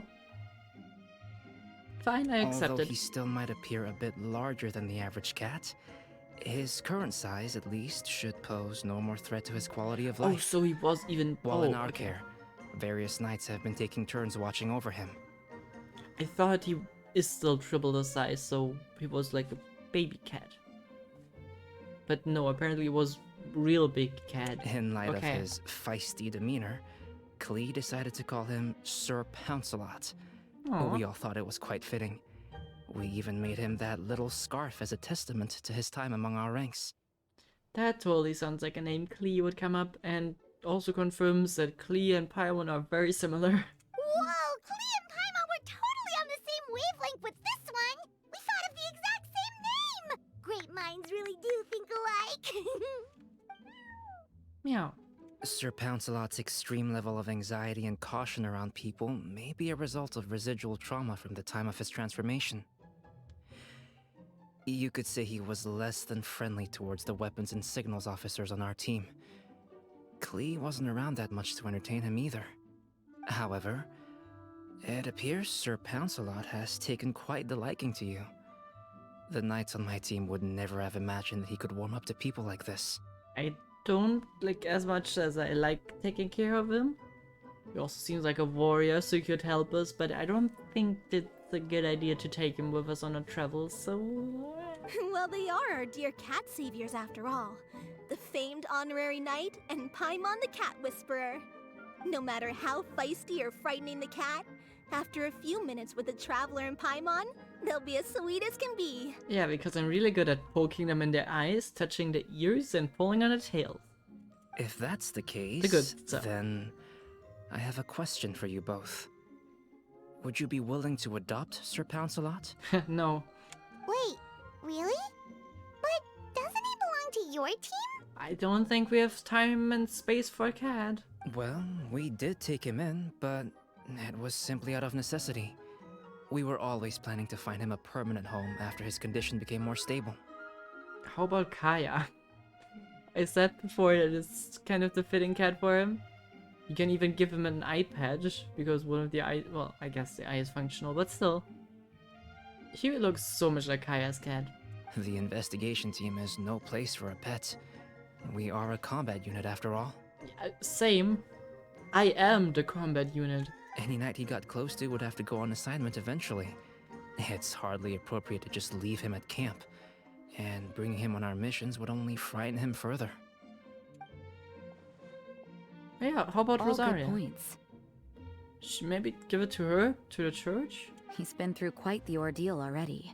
For a creature like that, it's best to keep him away from potential triggers. That way he can slowly recover in peace. We could set up a nice cozy little home for him in the Serenity Pot. It has everything he could Yes. want, and most importantly, no monsters. Well, I guess that works. There's also people that will take care of him. Fine, okay. I'll put you in a teapot. Thank you so much, Albedo. Oh, no need to thank me. If you find yourselves with some time on your hands, maybe you can bring him by the encampment sometime. I'm sure my fellow knights would love a chance to see his calmer side. That was so touching!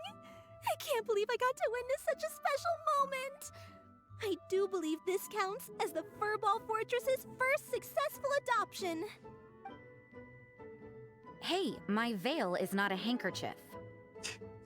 It appears you enjoy interacting with small animals, Sister Rosaria. I must admit, I find that a bit surprising. Paimon can also sense that you're an animal lover, Rosaria. You definitely have a way with cats. You just haven't realized it yet.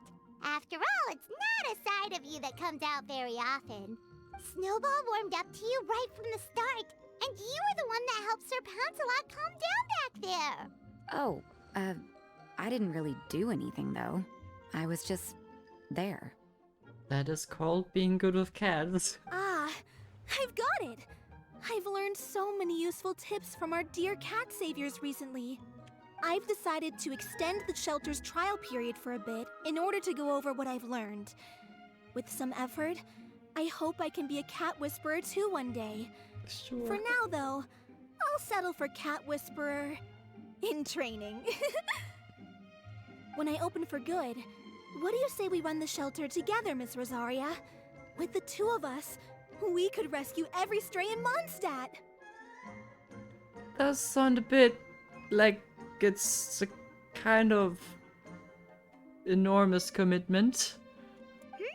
The sister and the whisperer working together. Almost sounds like it was meant to be. Oh, well, this errand hasn't proved to be too troublesome. It's light on work and stress. Oh, okay. She's I actually suppose into it. I wouldn't be opposed to your suggestion. Huh. Okay, I didn't expect that. I don't know much about rescuing stray animals, but this seems to be quite the milestone. Yeah, and Allow me to after offer the my quest that we congratulations. had, I feel like, especially after the whole animal drug shipping thing we had in the Lynette quest, I feel like this is very much a good thing. If my fellow knights run into any strays, I'll be sure to tell them to send them your way. Thank you, thank you, thank you! I really can't thank you all enough for your support. Don't worry, there's a generous reward in store for each and every one of you. The trial phase of the Furball Fortress could not have been more successful. When we open for good, you all simply must come to the opening ceremony. We'll cut the ribbon together. Fine. Now that's what Paimon calls a successful commission, rewarding in more ways than one. Mora, a sense of accomplishment, and of course, our special friend Sir Pouncelot! Talk about a win-win-win! Well, the sense of accomplishment is rather minimal. Mora, I don't think is that important. But hey, we got a cat and some Primodomes. I'm Paimon fine can't with that. wait for the Furball Fortress to open for good! Monster is gonna turn into a freaking cat city. Just, you have the cat's tail, a few meters in the other direction. Then you have this cat shelter here. There's cats all over the city. Well, sure. They want that. Okay, so, and now, if we roll an 8 or above, we'll put the cat down into the Serenity Pod. Huh, damn. Okay, looks like the cat won't get a place. Too bad. Okay, so we completed that. Nice. Let's also collect our rewards. After all, we're near Catherine.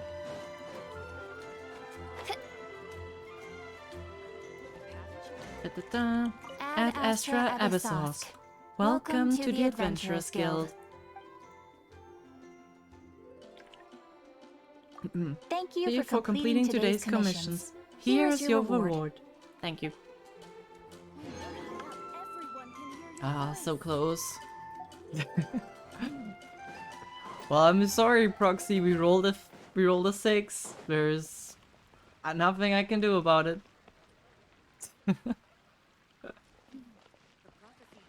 Do you want to re-roll? that is not how the thing is supposed to be used. You need to be fine with the result. That is how it works. Fine. If it's a 12 or above, we'll put it in. 18. Okay, fine. The cards have revoked their initial decision, and we may put a cat down. Okay, let's not call it putting the cat down. That sounds like we're gonna kill it. We are placing the cat in the pot. That is also not a good. That doesn't sound much better.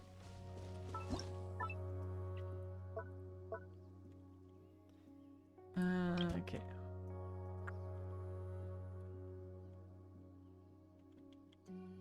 I've heard cats really love being wet. Damn it. Oh, why is it so fast? Can I deactivate clipping for animals?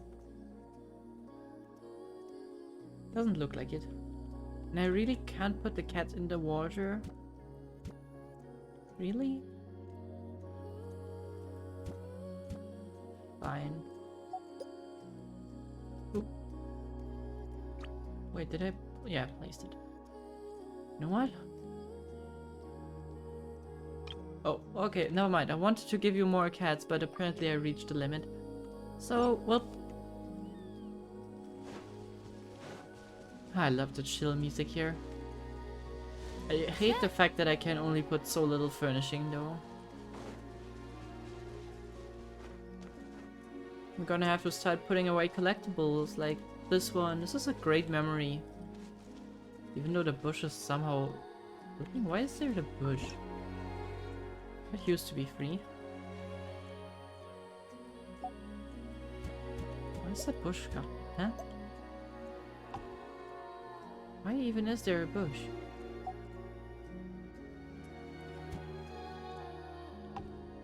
But I guess we'll just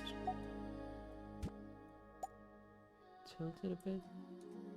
Wait, where is that bush coming from?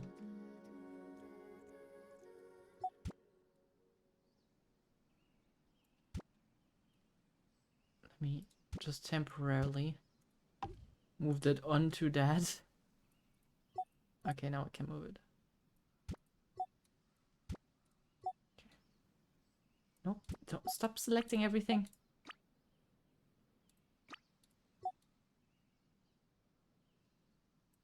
Okay.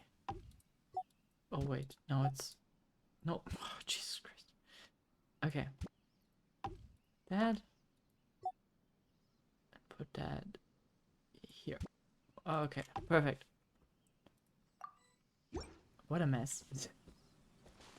Anyways, I don't want to put away memories like this, the doggy.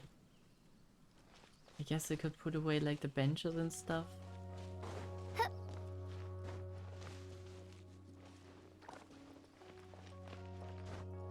I guess I can take some things away, but I don't really wanna. Hey, This Chubby. Oh, realm is Chubby. truly Not Chubby. beginning to Sorry. Alright, give me my money. So that we can have... Where was it? Ah, there. So that we can have artifact grinds again in the future. I think I used all of them. Wait, actually don't... Oh, whoa. Oh, okay. Apparently I didn't use them. Oh, fine. If you ever Okay, perfect. Ah, look at us, we're gonna get to level 6. Oh, we might even get to level 7. Ooh, look at that. Vaseline. Yeah, I can't unhear it.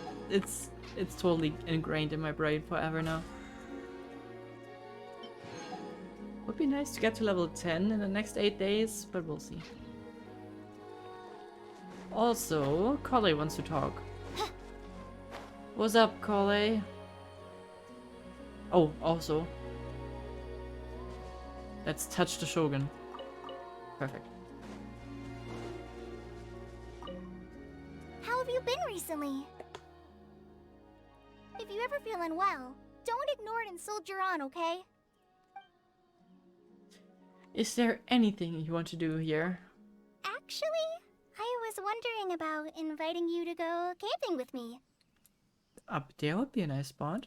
My mood's been pretty good these past few days, and I just finished an exam. Master Tighnari says I should take some time to relax. I feel ya. Unfortunately, my exam phase is over and my holidays as well, so... We should find a nice wide open place to enjoy the scenery, and bring some ingredients to cook over the campfire. When are we leaving? I'm totally in. I was thinking maybe we could leave today. Hell yeah. Well, actually, I only handed in my exam paper so far. Master Tighnari said he'll mark it when he's got a spare moment. But if I don't get a good mark, I'll have to start revising again right away. And you said you were up for it, so I didn't want to let this opportunity go by. Then again, now that I think about it, even though we could find some ingredients on the ground, we'll need some time to think of a good location. Up there is a good location. And if we're going out into the wild, there's a whole lot of other things we need to prepare for too. Yeah, how about we just camp here? Huh? Here? There's a Actually, big freaking cool mountain. I never thought of that.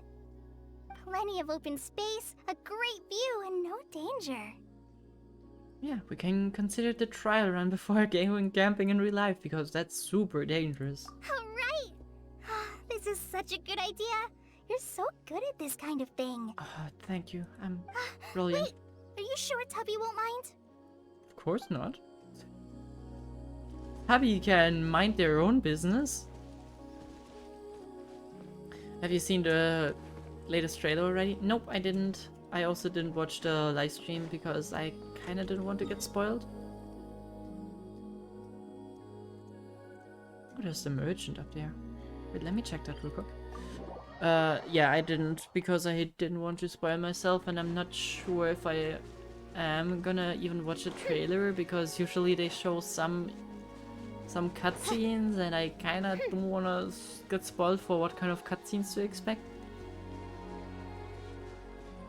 Like, for example, we had the Navia falling into the primordial seawater cutscene thing being teased during version 4.3, I think. Was it 3. No, it's 4.3, right? During 4.3, and I was like, I mean, I was not having any context for it, but still, I was like, okay, I kinda know that this is gonna happen after I saw that we, with Navia, were running over a primordial sea hatch, so that was kind of, yeah. Trailers usually very misleading, I know, but still. The one before you is known as Jade Seeker. Hi, Jade One Seeker. travels far and wide, seeking naught but to witness all of the treasures this world has to offer. You have a very crispy microphone, and I love that. Ah. Encounters with fine treasures cannot be forced. This is something that only fate may decide. Spin crystal. Didn't know he sells them. Give me those. Ah man, I love it. Did I place this down there? This seems very random. Why did I place that? Is there a fox on there? That seems really, really random. Okay, sure. Wait, that's not where you leave. Okay, let's go back. Okay, trailers usually. Yeah, I mean, man, I kinda would want to watch it because I'm curious what Alekina is gonna do, but nah, I don't know. I also don't really wanna.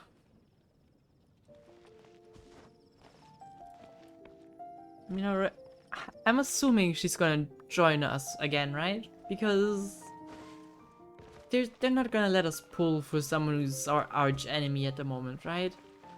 They're gonna be in our team. Pretty sure. I also saw that on the thumbnail they had Fremine, Lynette, and Linny. So they're probably also gonna be involved, so it's most likely something about the House of the Hearth. Okay, we did that.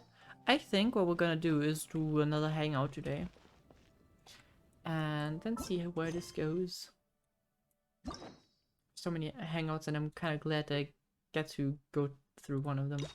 We did Lynette's, like 2 of Lynette's. I'm not gonna do all of them. I was really curious about Faruzan and Kaveh. I never got to do them. Hazel I touched at least.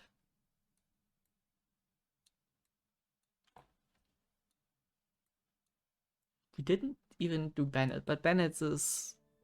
I'm not the biggest fan of the old ones. Besides Noelle. Noelle was actually kind of fun. Sayus was also pretty good. I don't remember doing Shinobu's actually. I'll probably look at the trailers, but maybe afterwards, which sounds so stupid and backwards. Faruzan is a good one? Okay, yeah, then we'll check Faruzan out. Yeah, it sounds a bit backwards, but I will probably do that. The well-being of my retinue during my impromptu absence. I'm sure the good people of the Adventurers Guild are absolutely fine, Mein Fräulein. I'm also probably gonna take a look at most demos after 4.8, or like when we have 5 point something. I'm gonna take a look at all the 4 point something demos. Not because I don't want to get spoiled by the demos, because they don't really spoil anything. But because I missed a lot of them, so I kind of want to go over them again. I feel like the last 2 versions I didn't check a single demo out. Might be wrong though. Okay, Paris DI. That was the palace, right? Yep.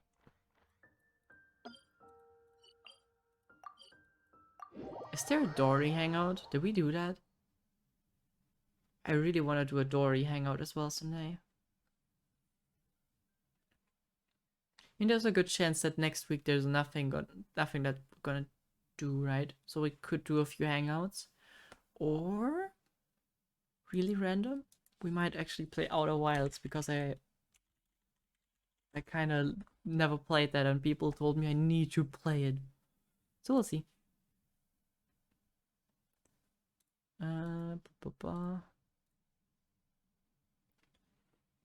Nope, no Dory hangout. Ah, that sucks. Ooh, laggy. Holy, okay. Yeah, Dory hangout would be so fun. She didn't get enough attention. I freaking loved her theme. Her demo was brilliant. But, like, what was her role in the grand scheme of things? She only appeared once with the illegal trade of the forbidden knowledge capsules. And I believe twice. There was another time where we encountered her. By royal decree. But generally, she only appeared once, I believe. Like, for a big part of the quest. Even though most of the Academia's restrictions have significantly relaxed, I'm still a bit worried that the Matra might give her trouble. Why are you here? Why am I talking to you, Tainari? Hello. I'm so worried that I might... Okay, wait, I need to probably time travel back? This is after we solved the academia issue, right? I need to stay here to keep an eye on the situation. Kale, can you head to Sumeru City and find out why she isn't here yet? Does it have to be me? I'd only assign a job this important to someone I trust. Are you not feeling well? Oh no, I'm fine. I've completely recovered. It's just that if I'm going to see her, I think I need to mentally prepare myself first. Is this just me, or do the camera angles during the hangouts just make the characters look so much more detailed? Probably just because you're closer, but it always looks like the graphical fidelity is just a lot better during the hangouts. I don't know why that is. I know. You'll have a tough time if you go by yourself. If we could arrange for someone to accompany you. Well, hello there. In a predicament, I see. Oh, hey there! It's been a while. What a coincidence. I was just thinking about asking you to accompany Kale to Sumeru City. Well, what made you think I have time on my hands, huh? I am so busy. I Sorry, just came that's from not what I cat meant. sitting. It's just that this matter concerns research banned by the academia. Not the sort of thing you'd shout from the rooftops. Also, you happen to know about this situation. There are very few people I can trust to be discreet right now. After giving it much thought, I believe you're the most suitable person for this task. Okay, research banned by the academia. It's something that I know about. That sounds interesting. It's complicated, and this isn't the best place to talk about it. We'll fill you in on the details once she arrives. Who's she, though? You might have heard about her in Sumeru before. Her name is Farazan, and she's a very experienced senior researcher. What exactly do you mean with very experienced? Let's just say that a huge part of Kasharawar's mechanical research over the past 100 years has used her academic discourse and manuscripts as their foundation. Okay, so she's older than 100 years. Is she even a proper human? She is, but she vanished for 100 years because of a certain incident. Oh, she's She the only Avatar. returned to the academia after being found in the wilderness a few years ago. Literally the Avatar. Because of that, her current personality can be a bit, strange, as is her attitude towards Kale. I'm getting a headache just thinking about it. She doesn't have bad intentions, so you don't have to be scared. I'll try. Well, so do we really have to invite her? I mean, I don't know what you guys talking about, but maybe just don't? Yes. Kasharawar and Spontamod researchers are often quite prejudiced, so I can't trust them with this matter. I really love the names of these, what were they called, faculties? Freaking love them. However, Farazan isn't influenced by modern thinking. In our previous correspondence through letters, she indicated that she'd be willing to help. It's already past our arranged meeting time, but she still hasn't shown up. Maybe she got caught by the academia if it's legal? I don't think so. With her personality, it's more likely that she got wrapped up in some sort of trouble. Anyway, can you go with Kale to the academia and check on Farazan for me? I think we can do that, yeah. Thank goodness. I was so anxious. I'm counting on you two. Kale, don't push yourself too hard. Just go there and see what's going on. Our task is important, but not that urgent. If Farazan really is in some trouble, come back and tell me about it. We can always reschedule our meeting. After all, if she's distracted by other things, it'll affect her ability to help us. All right, let's go. I'm not sure if Faruzan is the one being in trouble or if Faruzan is causing the trouble. But we'll find out. Oh yes, and one more thing. You might find her difficult to get along with at first.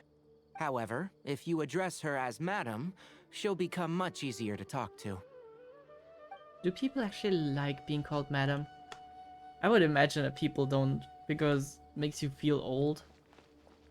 Maybe that's just me. We're probably not gonna walk there.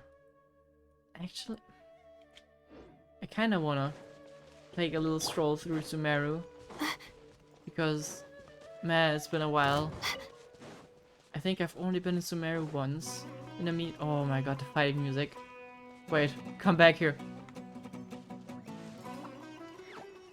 No, don't stop fighting me. Damn it. Ah, well then. I've built her and now she is my top energy recharge chargers? Energy recharge chargers? For my Spiral Abyss challenge. Wasn't she? Yeah, I guess she's support, right? Yeah. Okay, this time it's my fault that I'm running away from the good music, but okay. What is that? Oh, okay, another teleport point. Maybe we also find some Arenaras, because I'm still looking for some. And I'm like completely lost as to where I can find them. Ow. That kinda hurt. There is no escape. Oz, reveal! Let the world come alive! Stars, shine for me! Oh, this was a bit overkill, I believe. Oopsie. Oh, glad I saw this. I almost didn't even notice. Yeah, this might have been a bit of an overkill movie. Are these things gonna attack this guy? No, they despawned again. Ah, the big tree of wisdom. Yeah, it's been so long. I remember coming in from the chasm into like this little part. And then I think we spent an entire quest, like an entire act here. Before we even got to get into the Sumeru city. Ah, man. Sumeru was such a pleasure. Oh, I forgot. I forgot this is not Fontaine. Can't just jump into the water and expect to have a different stamina.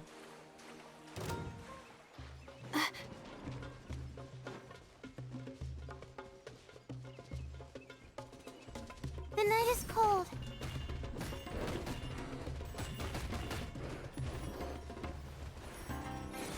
Ah, man, I miss the music so much. Okay. Let's get over there. I'm sorry for taking a walk, but I kind of want to enjoy the scenery.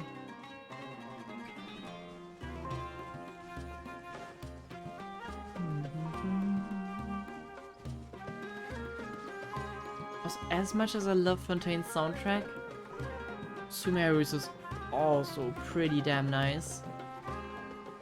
They're very unique, and I love that. Love it. I'm really curious. Wait, they're still here? Wait, you guys are still here? Wait, I did not complete that? Wait, wait, what? Wait a minute. I really want to do something for them so that they'll have the chance to meet again.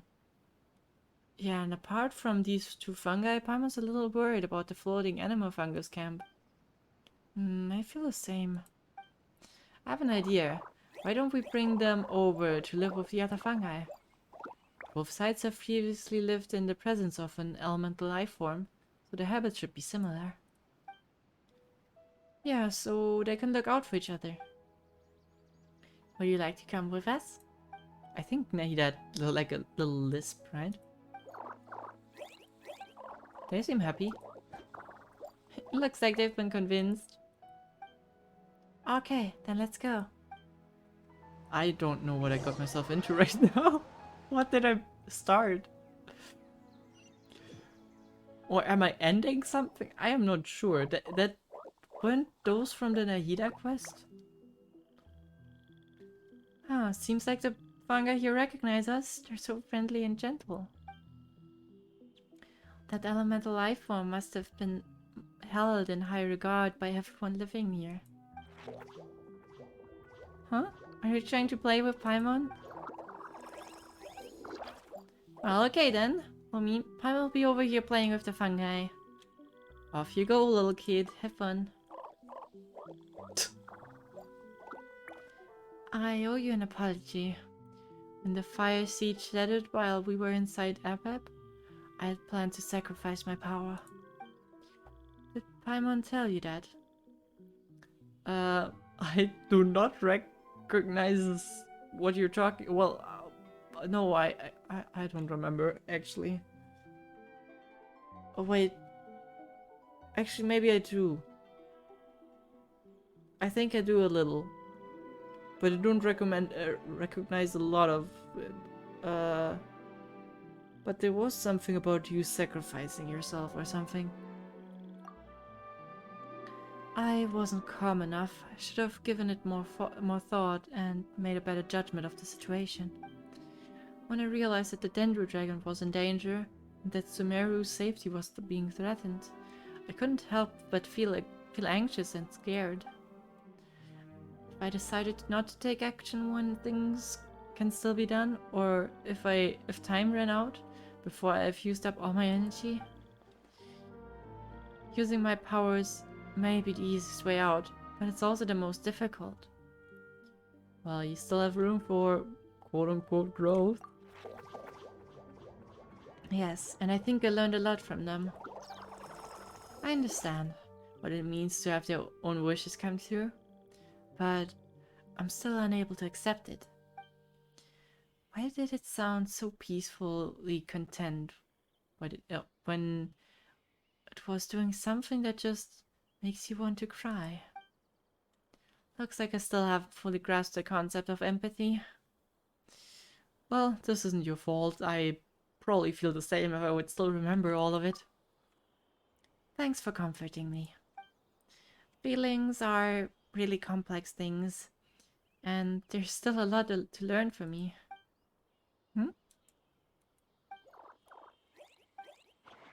I, once again, want to remind you that we played this quest probably like 6 months ago. They're even taking care of the crops. Are they simply mirroring the elemental life form's behaviors? Since that fungus even learned to speak, all of this might be due to the long-term effects of elemental power. Well, time is a wonderful thing, and evolution is too. That's right. And now we don't have to worry about the safety of those two fungi anymore. From now on, I'll be keeping an eye on this fungi camp and come check on them every once in a while. I want to preserve the traces they left behind in order to create an opportunity for them to meet in the future. After all, that fungus remembered the name Nur. Its memories came back. Honestly, in Sumeru, I for sure believe in miracles. Let's think of it as a beautiful wish then. Nahida, Nahida, the fungi brought over some fruit. Come and have some. Okay, I'm coming.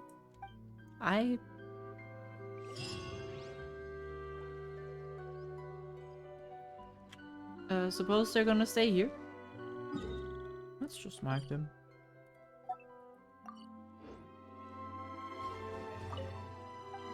Okay, I'm sorry for that little tangent. I guess we're gonna teleport after all. How did I not end that quest? Was it a world quest? Sorry, what did you say? Oh, could you repeat yourself? As you know, I'm sure, hearing goes with age. Farzan, I said that you need to give us an answer. Ah, yes. And did you forget to add madam when you addressed me earlier? Your hearing is perfectly fine. Madam Farzan, we don't want to make things difficult for you. However, you haven't been teaching courses or supervising theses these past few years. Isn't this rather problematic as an advisor? Never mind the students, even other advisors are starting to complain. And who, if I may ask, complained? If they have any issue with me, tell them to talk to me themselves rather than waste any of your time. You don't have to tell me anything. I very well know that it's those people from Haravatat. How I wish they'd put their time into doing proper research instead. But, Madame Farazan, it has been a long while since you last made any practical academic contribution yourself. Shots fired. Academic contribution cannot simply be divided between the tangible and the intangible. The issue, in any case, makes no sense to use a metric like this to evaluate a mentor. Sure. Which sage set this rule anyway? I should write a letter of complaint right this instant. Wait! Madame Farazan, please let me finish. That's her, alright. But the person with her doesn't look like Amatra. Yeah, she looks quite young. Shh! She hates it when people call her young! Oh, I thought I was talking about Amatra. Her body apparently stopped aging during the year she was gone. So that's why she looks the same as she did 100 years ago. I mean, what even happened? Okay, I think I'm ready for this. Let's go! Anyway, Akara Crafts and the leader of Kshahrewar would like to invite you to collaborate on this project. They're wondering if you'd be interested. Madame Farazan? Are you listening? Mm-hmm. Man, I still love her design. It's so good. I'm kind of sad that we also didn't get to see a lot of her. Ah, Kale! Why are you here at the academia? Are you feeling better now? I don't think she hates Kale. Why did they make it sound like she doesn't like Kale? She seems so happy to see her. I'm much better, Madame Farazan. It's all thanks to the Traveler and the Dendro Archon. Have you been sleeping well? You seem to be developing some Oh, eye bags. okay. Is that brat Tainari forcing you to stay up late again? Well, maybe. She doesn't hate her, but she's certainly overbearing. No, it's because I'm a slow learner. It's not Master's fault. It's good to be hardworking, but you need to take care of your health. I'll have to give Tainari a right talking to when I see him. I'll also prepare some health supplements for you. She also suddenly sounds like she's 110. There's really no need. Or however old she actually is. Probably 120, 25 maybe? Ah, and is the person beside you the legendary Traveler? Well, pleasure to meet you.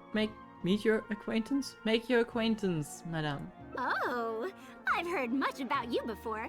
In fact, I've been meaning to meet you for a while now.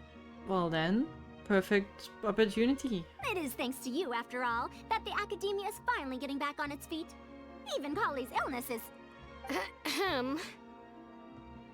Madame Farazan, I believe we were still discussing the collaboration with Akara Crafts. Akara Crafts? Wait, I remember that.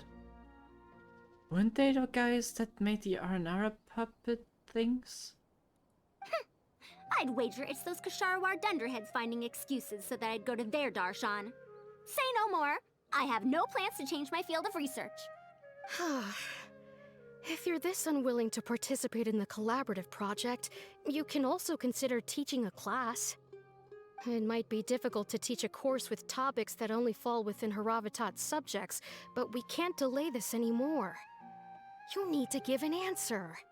You can teach a course or participate in a collaborative project. If you don't do either, it'll be hard for me to persuade the advisors and students who have been complaining. Why would the students be complaining? That seems more like an internal issue.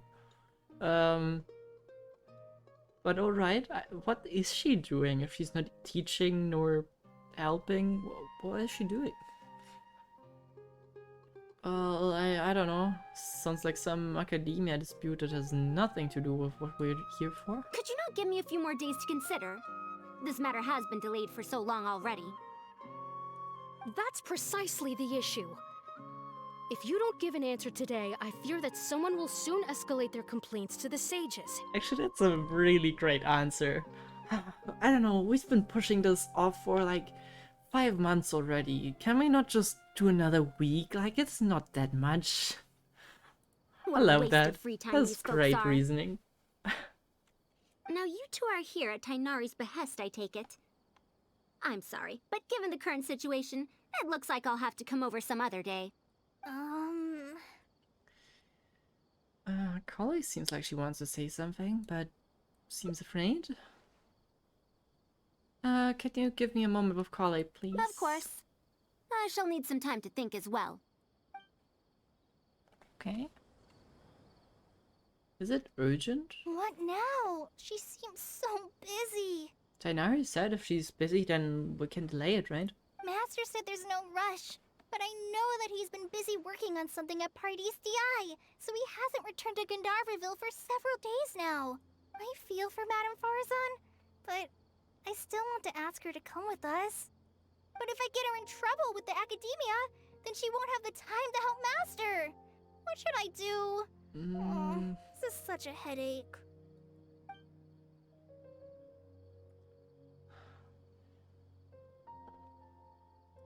Man, I'm curious what they have cooking at Pardees DI, but realistically speaking, but it's also not our, it's not our responsibility to fix her working conditions at the academia. Let's see if we can push her over to visit Pardees DI.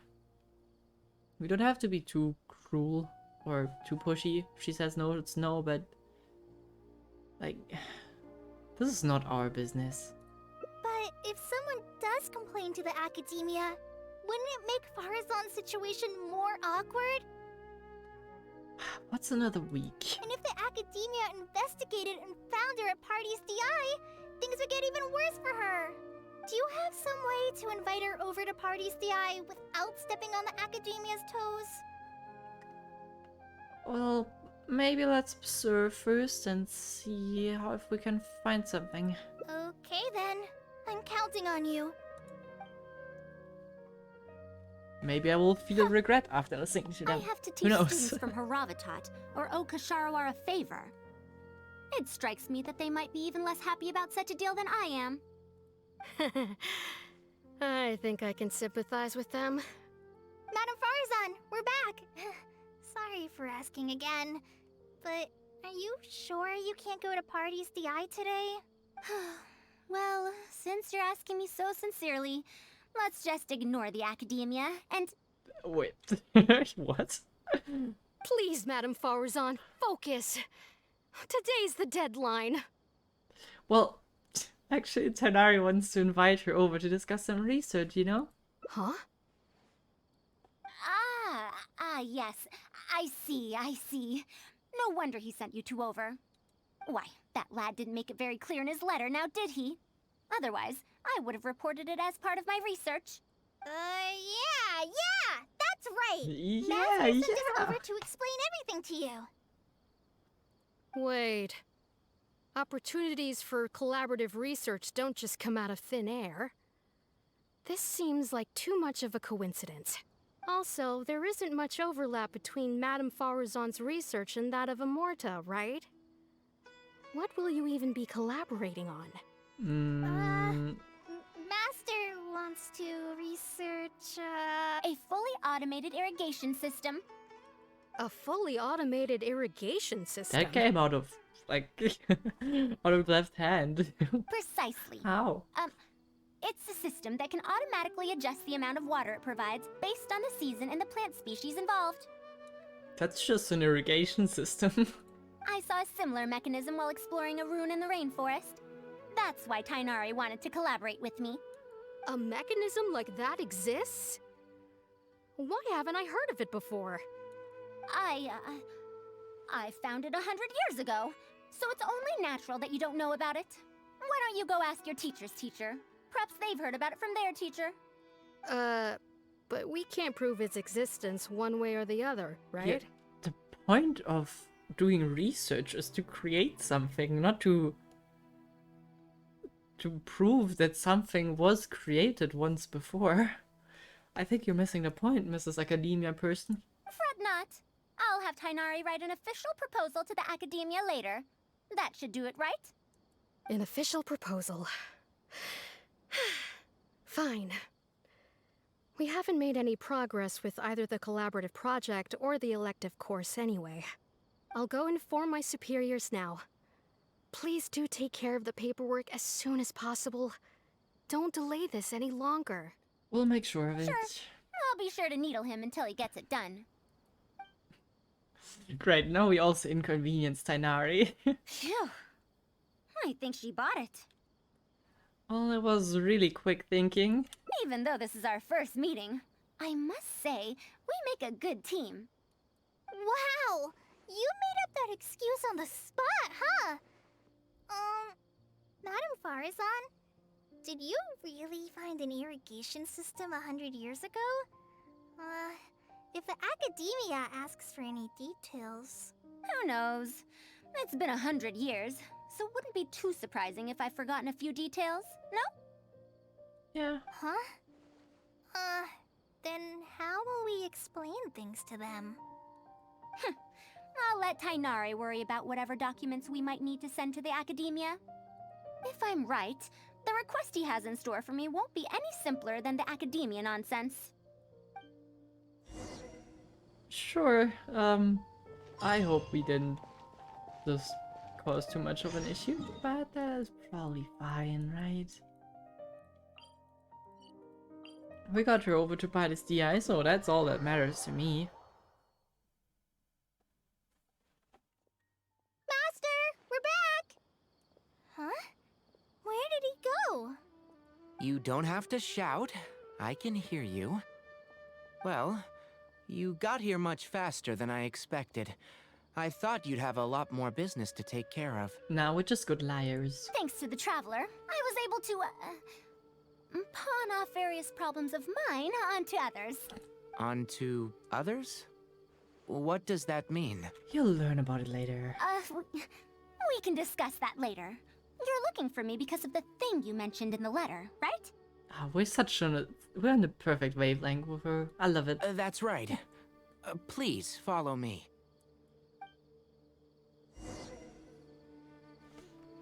Alright, show me what you've got.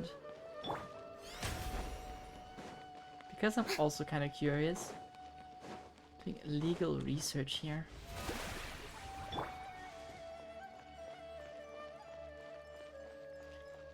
Ooh, okay. Carcata, I remember him. You got Carcata in here? A monster? Why is there a monster here? Don't be scared, Kale. This is the mechanical life form the Traveler and I saved a while back. Its name is Carcata. I am always... okay, not always, but like with the last few quests, the Hangout quests, I'm really surprised how they're connected with something we did before. This is kind of crazy. It's the final work of a late junior of mine. You mean Abatui? He must have been a genius to create one of such polish all by himself. It's uncommon that a Spontamod researcher is able to create such an intricate machine. If he were still around, we could probably chat the day away. What a shame. Wasn't he kind of insane or something? I remember he killed? No, did he die there or was he killed? This was a kind of sad story, but I'm losing the details. My brain is deteriorating. Something seems wrong here. Have you been maintaining it? Mechanical life forms are much more fragile than they look. Is Carcata sick? Looks more like he's mostly broken. Carcata has been lying down like this since a few days ago. It could be an old malfunction acting up again. I've taken a few courses conducted by Spontamod before, so I've managed to perform some passable repairs on Carcata's energy supply module. However, it seems the issue this time is with its transmission. My knowledge can only prevent its condition from deteriorating any further. But Madame Farazan, you should be able to find a way to repair it. Not necessarily. Mechanical life forms are created using techniques from alchemy, elemental science, and more. There are multiple modules here that influence each other. A simplistic knowledge of mechanisms will not serve here. You know that as well. Each mechanical life form is very different from the next. So even I cannot be sure if my understanding of mechanical life forms is going to be of any use to our little crab friend here. Carcata. Can you all go outside for a minute? I need a bit of space. Before I do a thorough check, everything we've just said is but conjecture. Why do you... How much space do you need? All right. We're counting on you, Madame Farazan. Okay, kind of odd that you want us gone for a moment, but okay, sure. I'm gonna talk to you before I leave, though. Who knew that I'd encounter a mechanical life form in this manner after 100 years?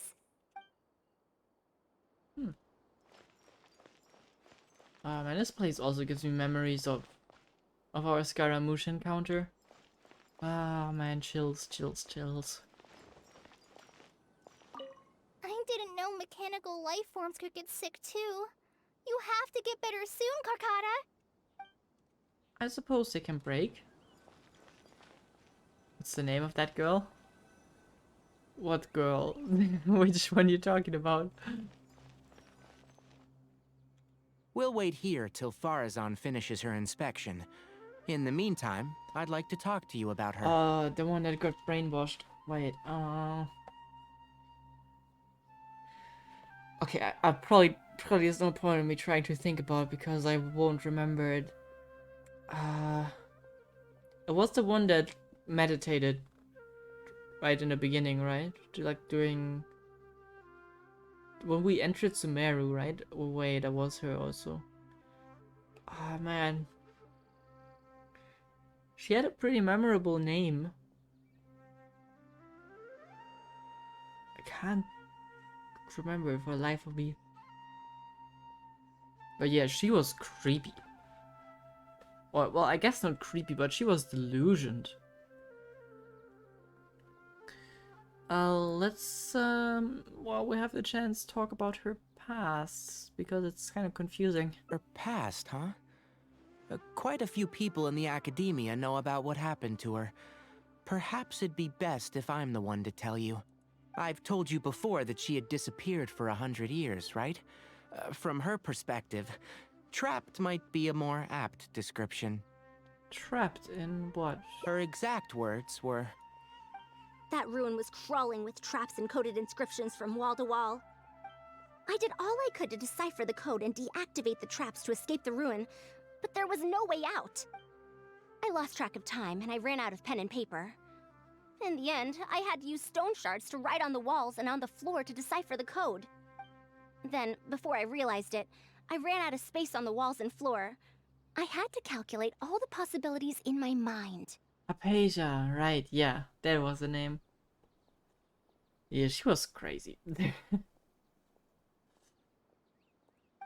After that, my memory started to become fuzzy, and my cognition slowed down.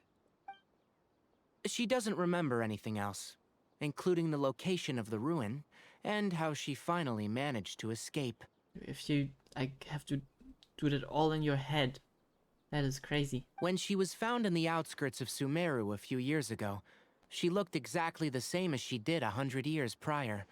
However, she was in a stupor and struggled to form sentences. Only after a lengthy recovery period could she speak again. The academia speculates that she must have gotten trapped in an unknown ruin while researching machines a century ago. And because of the ruin's special properties that halted her aging, she was able to use those 100 years to crack the trapping mechanism and then escape. And she never needed anything to eat? Sure. I mean, maybe the thing that she was in just had a different time dilation thing. That makes sense. Though she had finally broken free, 100 years had passed. Everyone she knew and everyone who knew her was already gone. In the end, even the academia had to rely on century-old records in the Akasha to confirm her existence. Okay. Don't make that face. I'm not telling you this because I want to drum up sympathy. She wouldn't want others to pity her because of past events. Rather, she sees that period of entrapment as an experimental error, As a researcher, she must accept everything that results from her experiments, even if they don't fall within expectations. That is, I don't know if I would agree with that. Even after going through so much, she's returned to Sumeru and still hasn't given up on her research. Yeah, 100 years passed, all of her family and friends are dead. True. That is probably the... Like, if for her, time didn't advance at all. That's kind of nuts. I mean, imagine you're trapped in, like, a cave and you get out as, like, a senior because 80 years passed and you're super old, but for her, time probably didn't really pass all that much. And then you get out in the world, it's just completely different. All the people you knew dead. Yeah. That is hard to deal with. Strong mental, that's for sure. Yeah, or at least she's able to shield herself from trauma. Due to changes over the years and drift in academic subjects, she holds some rather strong opinions about the current academia, and she has no shortage of detractors herself. What I want to say is that no matter what era we're in, Farazan is a true senior researcher, in every sense of the word. She has her own deep understanding of various ruins and machines. If there's a chance, you should talk about them with her. It'll definitely be helpful for your journey. Okay, I will definitely do that. Master, Madame Farazan's done. If it were me, I would have lost my mind probably. I would have probably lost my mind while solving this. If she needed all of the walls and floor to write on, then I'm sure, I'm quite confident that I would have gone insane the moment I realized I have to continue in my head from now on. Not even talking about how much the horror of getting out would have been. So maybe that's a good part. I probably wouldn't have made it out. Which I guess could be good or bad. But yeah, I mean, if I would get out, I don't know. I don't think I want to think about what I possibly could have done. Because that is horrifying. Oh, let's head over. With any luck, she might have figured something out. Let's see what the smart girl is up to. I never thought that I'd encounter a restitution module once again after 100 years. Abatui really installed quite a few impressive things on this. If my guess is correct, this mechanical life form has displayed attempts at self-sustenance before, right? Such as collecting parts to repair itself, for instance? It does collect parts, yeah. It used them for something else, but as far as its design goes, it does have a function like that. I remember it tried to fix the dead developer of itself. Oh man, yeah, that was sad. Oh, that was also so sad. I knew it. If I'm not wrong, Carcata's issue lies with its restitution module. Abatui's modified this module extensively, but the core parts and design philosophy are very similar to the principles as I know them. They are all based on principles learned from the ruins. From the ruins or the ruin? The creators of the Ruins machine once tried to create a perpetual mechanism that could replace life or even surpass it. What is the ruins machine? The restitution module is the result of one of their countless attempts. It replicates the behavior of living things to achieve a self-repair function. However, the energy required in maintenance of the module became an issue. Energy consumption? Maintenance? Those are words, true. This is the reason we only have a dedicated amount of age lifespan as a human. Well, I suppose the reason why we do that have that is mostly genetic, not mental, but yeah, it has mental advantages. For example, a living thing's heart can deliver nutrients and blood to various organs.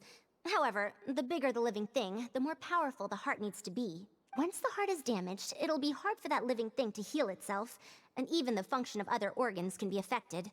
Thus, the attempt wasn't widely adopted. Even 100 years ago, I'd only seen it once before. Oh dear, this is going to be a problem.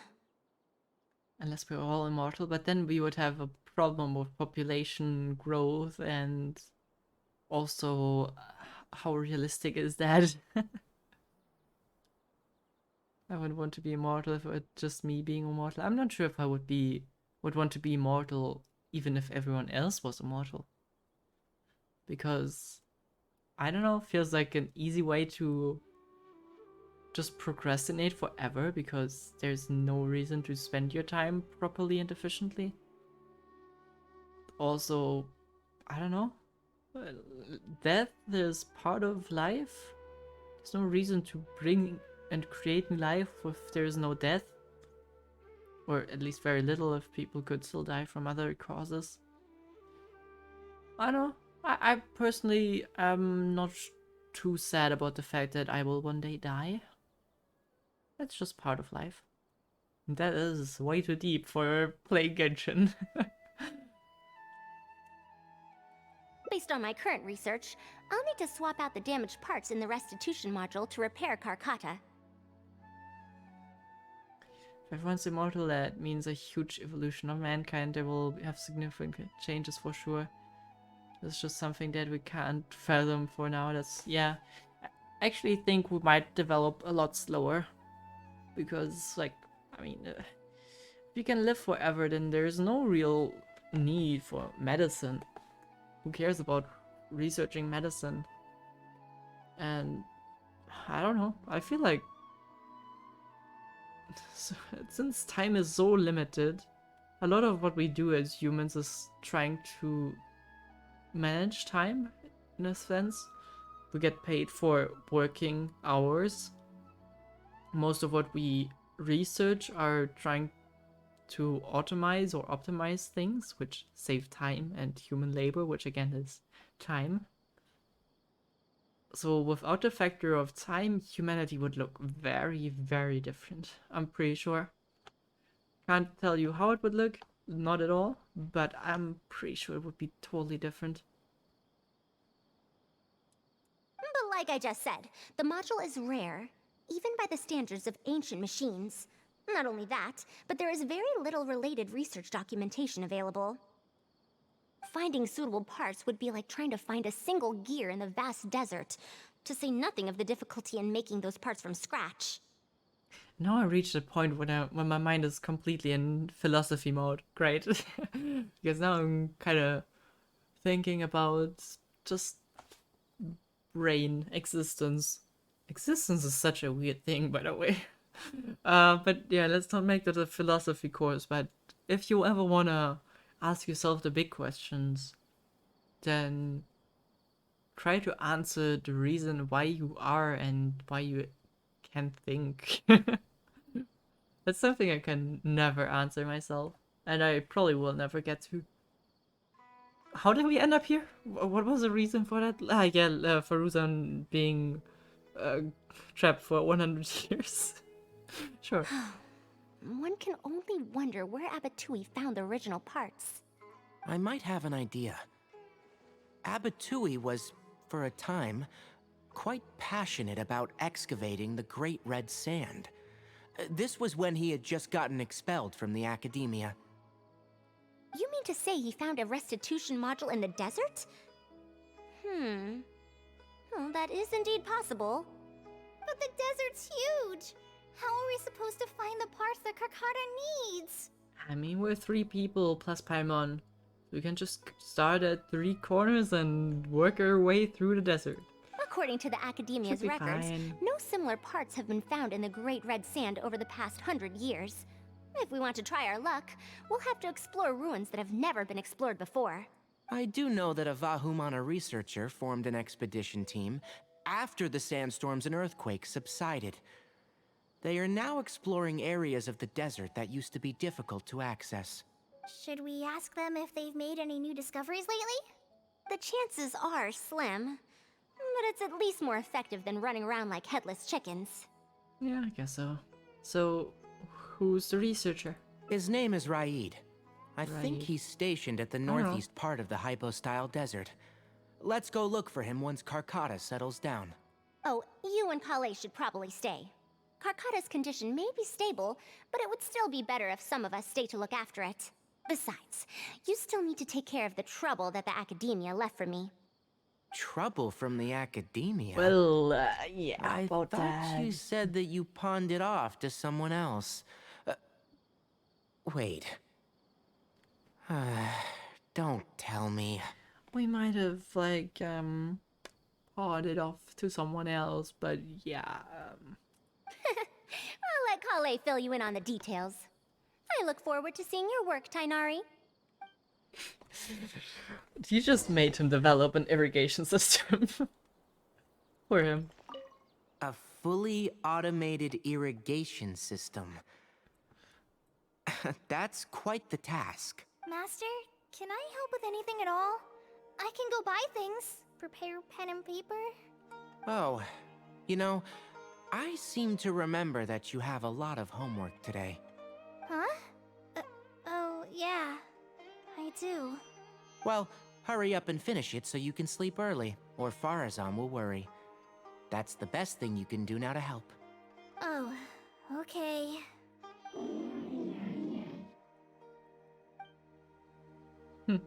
Well, doesn't seem like a good idea, Tainari, but sure, if you want to do it on your own. I had some ideas for some... Or I would have some ideas for an irrigation system. That doesn't seem too hard. Just develop, like, the irrigation thingy, and then a control system. Which sounds easy, but might probably be a bit harder than I say. Hot days and freezing cold nights. I don't think I'm gonna make it. Chill, Lila, chill, it's all fine.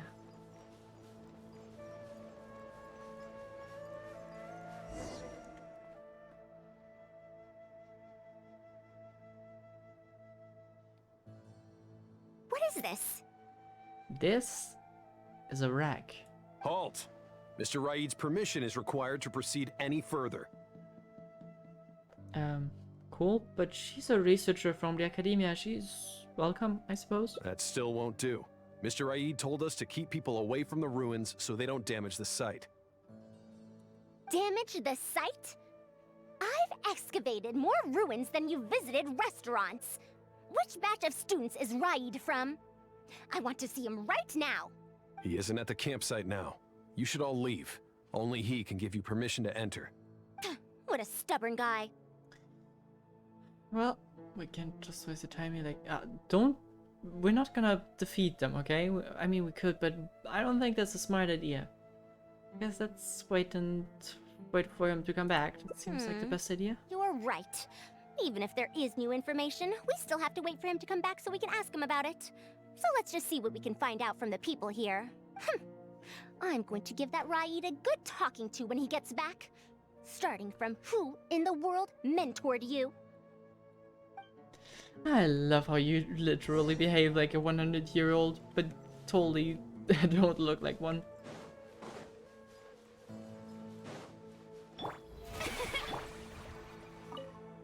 The ruins? Don't know anything. We were only hired to deliver water and supplies to them. Forget excavation.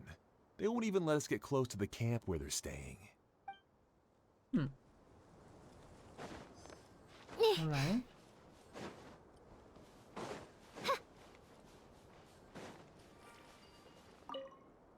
That machine looks amazing! Could it be the legendary Ruin Wanderer? I don't know, seems like a thing that I destroyed a few times already. The location seems to fit too. Might that legend actually be true?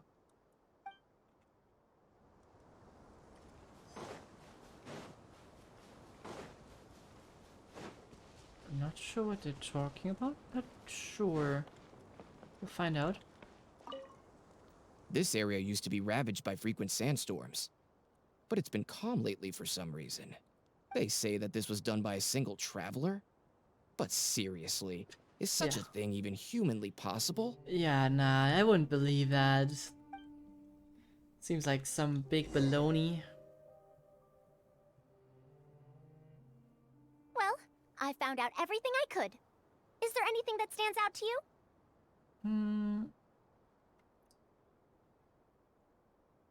The machine they speak of could be something. Ruin Wanderer. That's the first time I've heard that name. But that wreckage did seem a bit weird.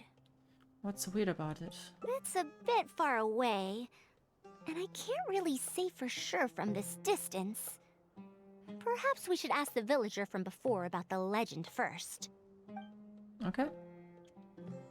Ruin the Wanderer. Huh? What are you guys doing back here? Well, we kind of want to learn more about the Ruin Wanderer. Also, we're not gonna ruin the Wanderer. I wouldn't blame you for not knowing about it, youngsters. After all, it's a tale that's over a decade old. Oh. She called her a youngster. That could be bad. It's said that this monster, the Ruin Wanderer, traversed through various ruins for centuries. Many adventurers had claimed to see it while exploring. Some said that it was like a giant, while others said that it was like a beast. However, none knew why it wandered the ruins. Ooh. Then, about 10 years ago, we stopped hearing any news about it in Sumeru. No one has seen it since then, and the legend has since faded into memory. You youngsters probably don't know about the Ruin Wanderer nowadays, but it was famous for centuries. Centuries? Impossible. I heard nothing about it back then. It could only have been around for a few decades at most. Wait, back then? Indulge my curiosity for a moment. Why do you think that wreckage is the Ruin Wanderer? Well, I had also heard that secondhand from... You heard that nonsense from the Eremites after they got drunk, right? Okay. Well, looks like he's quite a reliable source. Who are you? Madam Faruzan, it is a pleasure. I'm Raid, the one who organized this archaeological expedition. I'd heard of you at the Academia, but I didn't expect to run into you here. Truly, it is an honor. And this must be the famous traveler, I presume. What brings the two of you here? Have you found any special contraptions and relics in the ruins that you've been investigating? I'm ashamed to say that we haven't found anything noteworthy, even though we've been investigating for a while now. Really? That Ruin Wanderer isn't noteworthy to you? I'm afraid those are mere rumors. Really, I sometimes wish that those people would put as much effort into their work as they do into gossiping. I'm getting a déjà vu of that sentence. Didn't Faruzan say something similar to that before? You're right, sir. I'll get back to work now. The wise do not buy into rumors, so it is said. I believe that you too, Madam Faruzan, do not put any stock into such baseless talk. It is also said that real knowledge shall come from practice. I can help you research the excavated relics and see if I can find out anything new about them. You can take credit for any new discoveries. I believe this offer to be sufficiently attractive. In truth, I could ask for nothing better than your help with our research. Wait, so she's even collaborating. We're kind of fulfilling the things that the Academia wanted. However, you two must be tired after a long journey. I'd feel bad if I set you to work immediately. It's getting late and my subordinates and I are heading back to the camp to rest. Why don't you find a place to spend the night first? We can continue our discussion tomorrow. There are tents over there that the villagers occasionally use to rest. The condition is a bit simple, yes, but I hope you won't mind. Since you need to rest as well, let's do just that. Alright. Let's go camping. I mean, it's kind of mean. Corley just invited us to go camping in the Serenity, but now we're camping, but without her. We even sent her home. This is quite far away. Are they trying to prevent the villagers from eavesdropping on them? Now, I have my suspicions about this archaeological expedition team and that machine wreckage. I only caught a quick glimpse, and it was from a distance. But based on the condition of the armor and joints, it didn't seem like something that had been lying around for centuries. At most, I'd estimate that it only stopped moving about a dozen years ago. A dozen years, you say? But that wouldn't help us, right? Because we need older parts. Yes. The timing coincides with the spreading of the legend. Now, assuming that it really is the Ruin Wanderer, how do you suppose it was able to maintain a relatively good condition despite high-intensity operation over the course of several decades? Okay, never mind. That would be explained by the restitution module. So maybe we're in good luck. That's right. Technically speaking, the module shouldn't be able to move such a large machine chassis. However, I'm basing my knowledge on the mechanical life forms I've seen before. Okay, so you've seen life forms like that? Or... I mean, Karkata, I guess you encountered them. Well, this was over 100 years ago. It was a machine about the same size as Karkata, actually. It couldn't carry heavy objects or fight, and was only able to help me record some notes. It also helped me deliver letters home. I found it near the desert, which is why I wondered if there might be more restitution modules buried around here. So you had them 100 years ago. Strange. I mean, if I think of 100 years ago, it's like all... Technology was a lot less advanced, and they already seem to be having quite the technology back then. So, I don't know. Seems crazy to me. But then again, this is a different world, and I would assume that the 1400s and the 1500s didn't quite present themselves so differently compared to the 20s and the 21st century. I don't know. Honestly, people in ancient times might have already solved the problem of providing enough power for all I know. I'll need to research this properly. Had I confronted Raid right there and then, he would have said that he couldn't tell that the machine was special. Then he'd just hand it over to the Academia obediently, and he'd get away scot-free. If the wreckage were to be handed to the Academia, it'd be much tougher for us to do research on it or get spare parts for Karkata. Anyway, we should figure out what they're planning before making our next move. They insisted that we should stay the night, which means if they're trying to pull a fast one on us, they're likely to try tonight. We must be vigilant. Okay, yeah. Sleeping with one eye open then. Are those sounds coming from the excavation site? I knew they wouldn't be able to wait. They must be scared that we might discover something tomorrow. Not a single person guarding the campsite. This must be quite the manpower expenditure. I'll see if they left any clues behind at their camp. Keep watch and help me stall them if it comes to that, would you? I will. All right. I'm counting on you. Oh.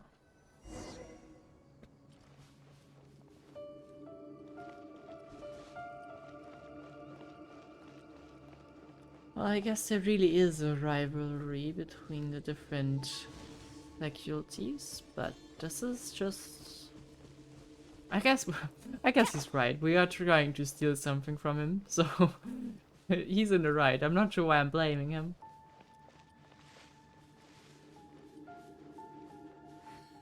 Why isn't the tent here yet? We need to switch it out tonight. It's still on the way. I'm afraid this is the first time we're delivering such a huge one. You good-for-nothings are just a load of trouble, aren't you? We wouldn't have to deal with these interlopers if you had kept those lips of yours from flapping. Hurry up and hide our current tent and deliver the new one to me tonight, no matter what it takes. Also, why is like every second academia guy so evil? Huh? Who's there? Oh, it's me. What's up? I'm sorry. I'm just a bit upset because my subordinates aren't doing their jobs properly. When did you get here? What's the tent you're talking about? It's nothing. Just a tent. We didn't pack up all our tents from the last campsite. Some of them, along with a few people, have been left there. Someone damaged our current tent, so I'm trying to get my subordinates to get one from that previous campsite delivered here. And you're discussing that next to the wreckage because... The relics in the ruins are highly valuable, so I'm worried that treasure hoarders and bandits might try to steal them. Since the tent isn't here yet and I can't fall asleep, I came here to patrol. Mm-hmm. There are people who'd steal these relics, you think? Well, these things are antiques after all. There will always be people interested in buying them. I hired so many people precisely because I was worried about that happening.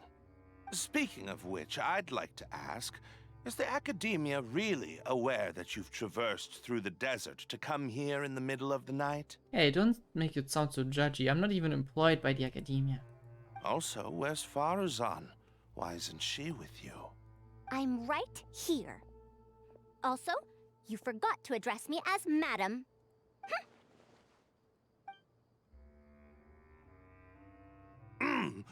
Sorry, Madam Faruzan. You were all making so much noise that I couldn't sleep, which is why I got the Traveler to find out what was going on. But for some reason, that one task took forever, so I came to check in on the situation. Hey, don't start blaming me. I'm very sorry for disturbing your rest. I'll tell my subordinates to be quieter on patrol. Good. Come on, Traveler. Let's head back. We're going back already? Yes. Okay. We came to check out the situation, didn't we? Well, we've already done that. We should get better rest so that we'll have energy to investigate tomorrow. Alright.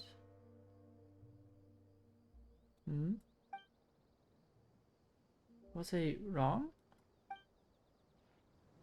She probably found something.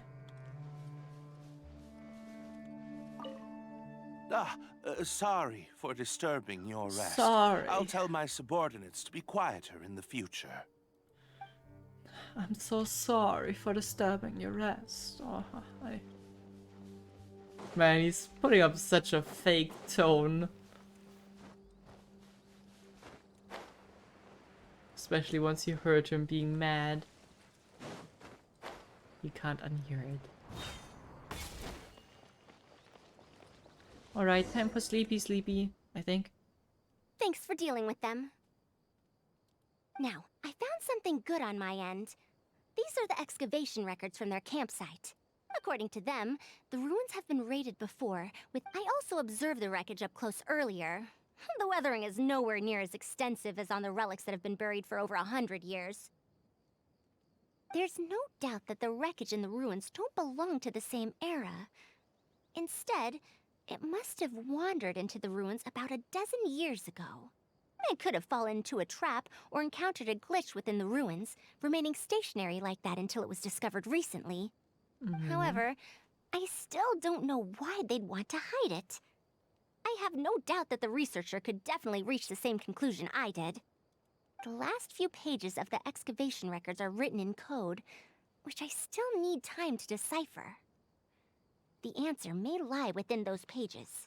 You can decipher coded messages? I suppose she can. She probably went over all kinds of codes when she was locked up. It's just wordplay. And if anything, that's my wheelhouse.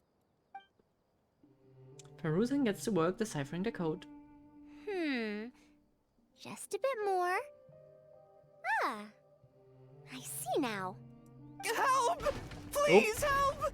Did they manage to turn it back on? Why are you running away? Come back! Protect me! Yeah, that's more like his real voice. What's that sound? There we go. Is it? Well, looks like we're taking down a big one today. The Ruin Wanderer? Reactivated? That's impossible! Is this the work of some kind of hidden mechanism? Never mind. We have to focus on saving lives first. I'll cover them. You go stall the Ruin Wanderer. Oh, I'll stall him, alright. What? It ignored the Traveler? Oh, never mind. Why is it chasing after us? What could have caused it to reactivate? And to give chase? Darn it! Hey, come on, you lot! It's clear that we can't escape, so let's just attack it! Yeah, let's ruin the Wanderer. Never mind. Oh, and it's sleepy. I did it! It's just a very sleepy Wanderer. It stopped? Hey, you guys, get up there and tell me what's going on! But what if it suddenly moves? You good-for-nothings! Why is everyone I hired so useless? Move! I'll do it myself. You sure? Looks like this thing's parts can't handle the load of functioning anymore after years of disrepair.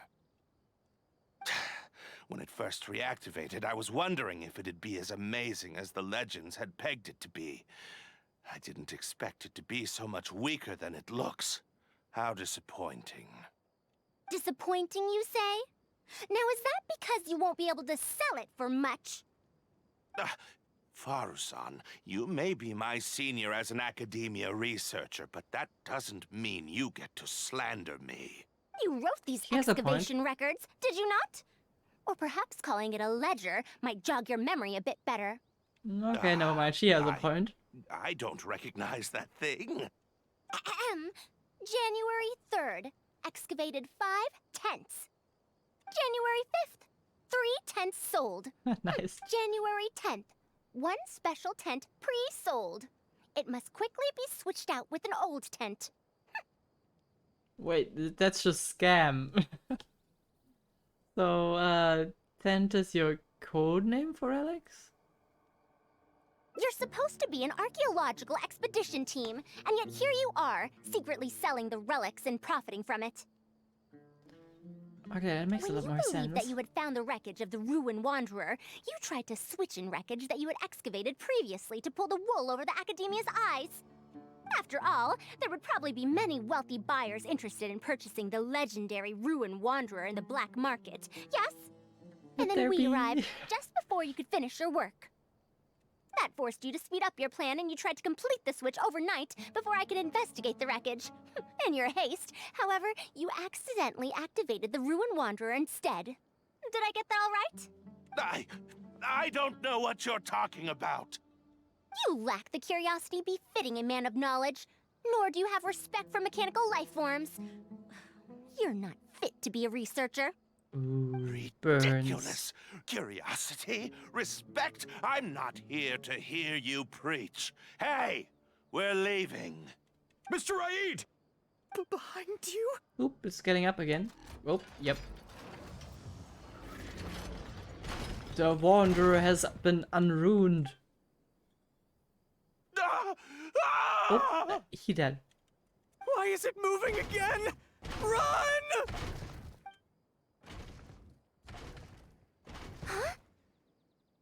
Faruzan, you might want to watch out.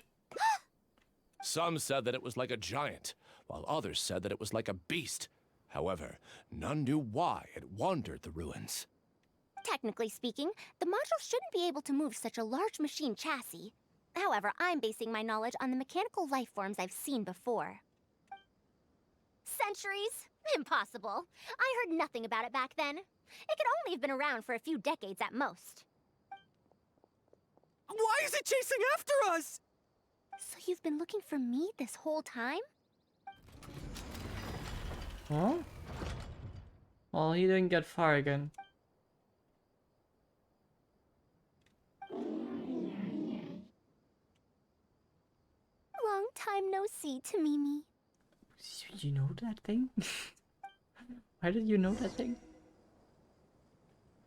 I have questions for Ruzan. Many questions. By royal decree, may I present?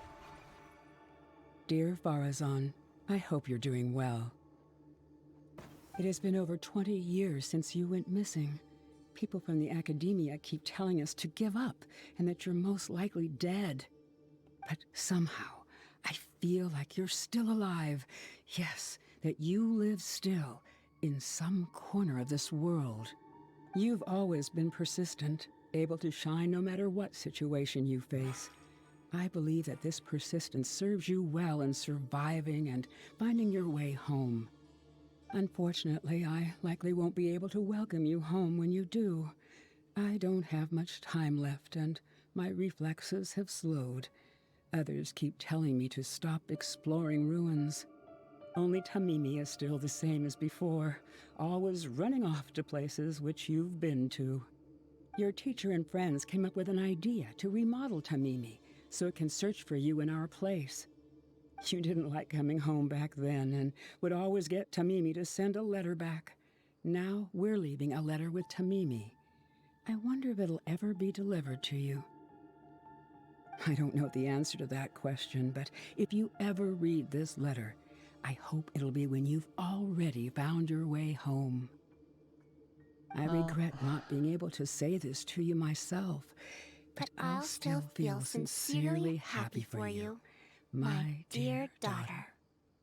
Oof, that takes guts to write as well.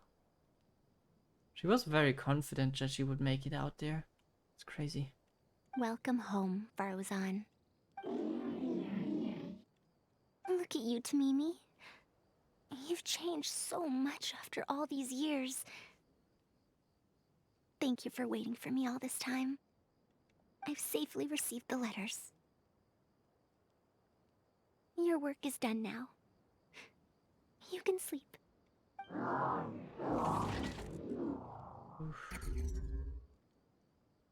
Yeah.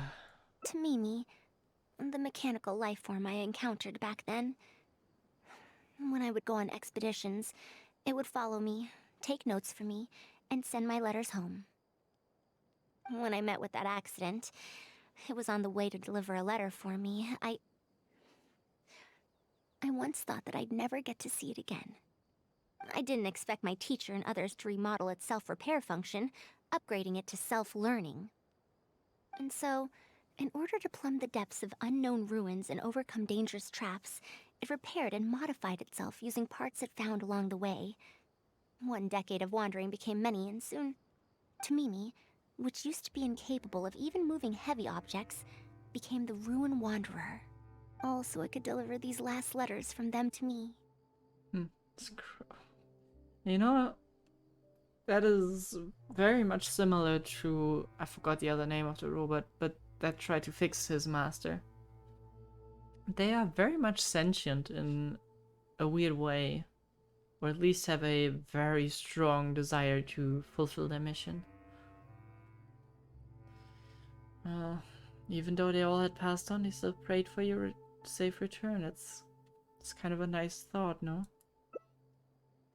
The strain to support such a huge body must have turned out to be too much for your heart, right? Tamimi? Even after the remodeling, its restitution module still can't function perfectly in perpetuity. It has been pushing itself beyond its limits over the past few decades. Just like a living being, mechanical life forms have a limited lifespan.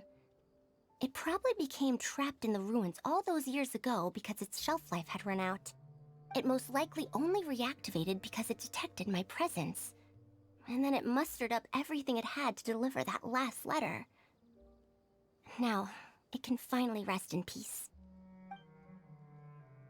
Tighnari told you what happened to me, right? Yeah, I'm sorry. You don't have to apologize. It's not like this incident is a secret in the academia. Besides, I've always treated it as a failed experiment. As a researcher, I must accept this result. I don't know. That seems a bit much to just cope with. However, finding out that so many people were affected by my failure does make me feel somewhat conflicted. Can you head back to Pardis DI first? We've been here for a while, and it's best not to make Kale and the rest worry. As for me, I want to stay with Tamimi for a bit longer. That is okay. Just take your time. Yellow note? Oh, here. Tamimi's remodeling is going smoothly. As it is now, it can learn how to deal with various dangerous situations in the ruins on its own. I wish you could see it with your own eyes. As I worked, I kept thinking that you'd do a better job at this than I could. After all, you're the most exceptional student I've ever met.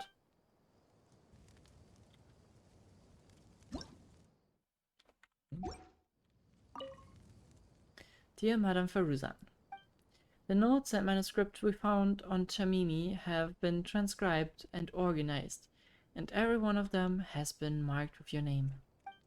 I hope that even after 100 years, future generations of students will still remember your name, Madame Faruzan. They must have all loved her a whole lot. To just go out of their ways to make sure that, like, she's mentioned everywhere. It's not even that they care about her so much that they want to find her. They wanted her to leave a mark. I told you not to. Now, look, so many people worried, even Tamimi. Messy scribbling has been repeated, cancelled and edited, leaving only barely readable stuff. I don't know why I'm so twitchy today, sorry. Hurry up and come home for a meal. Your mom always makes an extra portion of food, you know? Okay, and they're all worried sick, of course.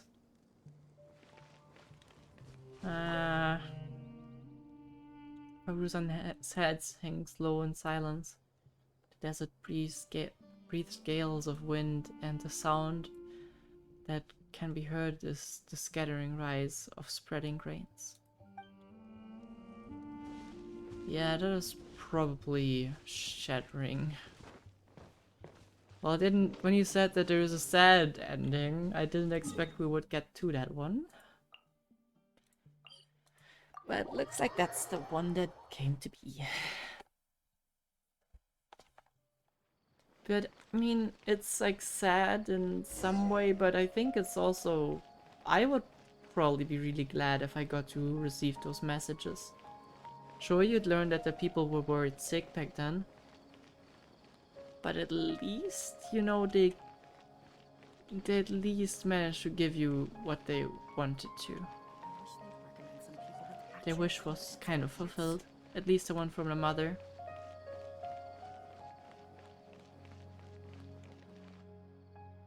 You're back! Hello. Ah, how was your journey through the desert?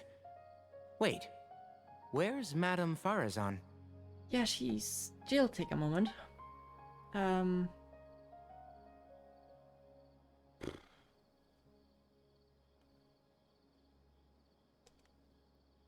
I mean, honestly, I personally don't think that's like something super secretive. Well, okay, wait, it's a matter of telling the whole truth or the partial truth, right? Without Chamini. But I think maybe it's just me and I'm like totally being an asshole. But I feel like I would just go there and say, we found a rune guard giant thingy that had messages for Varuzan from her time when before she got trapped, and she needs some time to cope with that. Full stop. I think that's okay. I tell everyone that what happened in the desert. Oh no. She finally got to reunite with an old friend from 100 years ago. But... As a researcher, she could perhaps accept it. However, as a friend, student, and a daughter, yeah, we should give her some time. Let's just wait for her here. I think it's better if they know, so that they can, you know, kind of like relate to her. Not to pity her, but to relate. There's a big difference between those two, in my opinion. And in the future, I hope that we can be here to support her as her new friends.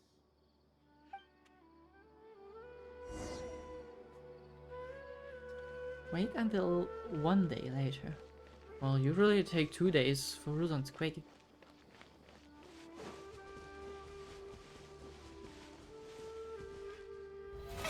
Brilliant! No big bushes here, so this will have to do. It's not good, but the best sleeping spot we can find. And wait till tomorrow. 6:50. Yeah, I don't know. That must hurt quite a bit. But that is... I think it's maybe best if she doesn't look at it as a failed experiment. And just something that, I don't know, she has to cope with. It's... to me, that whole... It's a failed experiment and it's fine. Stuff like that I have to cope with is a bit toxic. At least it seems to me. But what do I know? I'm not the one who got locked inside of some ruins for multiple years, decades.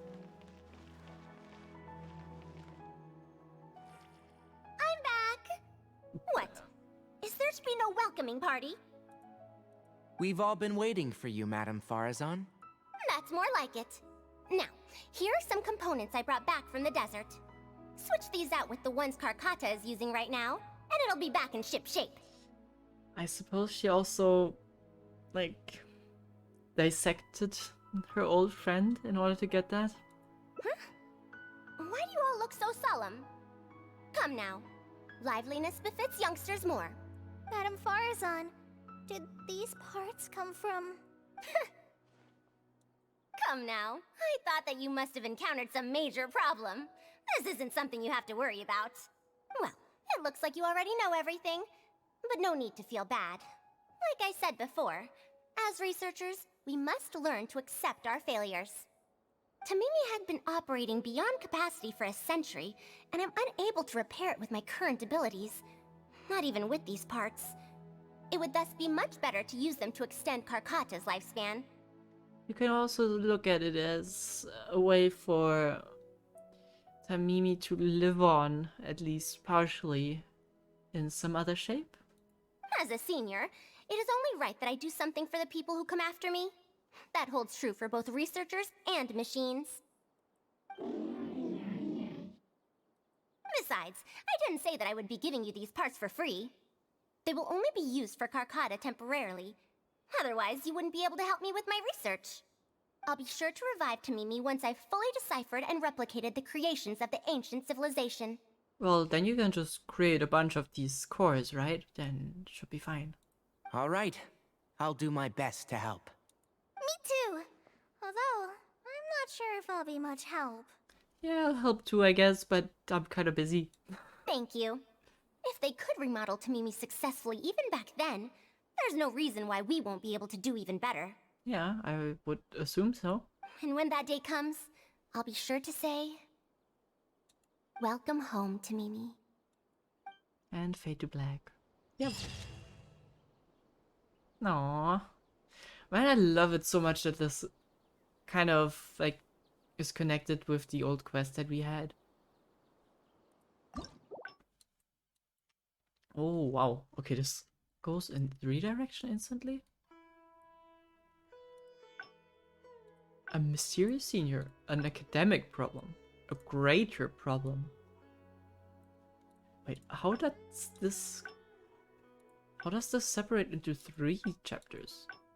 Sure, one where you tell her to stay at the academia? Fine. But what's the other one? Time to decide.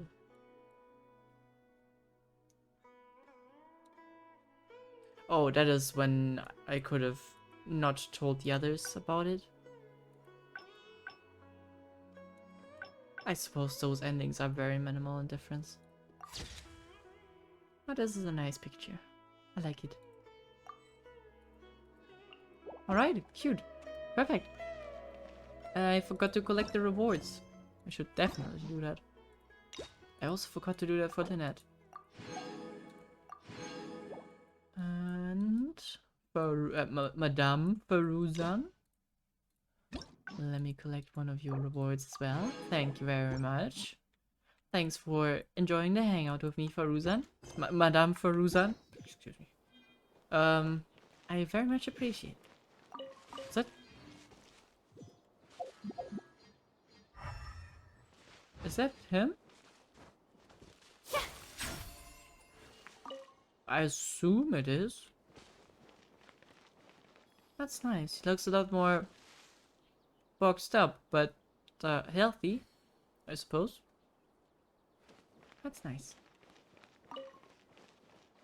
I love quests that have an impact on the environment, even if it's just this box being here. Alright, I think that is it for today though. I'm not sure if there's a big quest coming up next week. Otherwise, we're gonna do some world, maybe even some world quest. Or depending on how motivated I am, maybe we'll even check out Outer Wilds for like one stream, and then after that the update would probably be there. Because I've heard that is pretty cool, and we'll see if that... I could imagine that is something that is quite cool.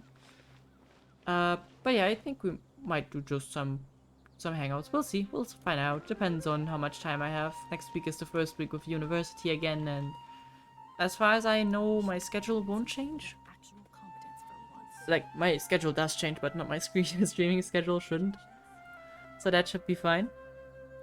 Because I love the idea of doing that. I will just open the quest thing so we have constant cat meowing in the background. So yeah, thank you very much for joining the stream today. I think that was quite a fun cat adventure, even though that was really weird. I loved butchering the... I guess part of the fun of doing quests where I have to voice the characters is just me completely messing it up.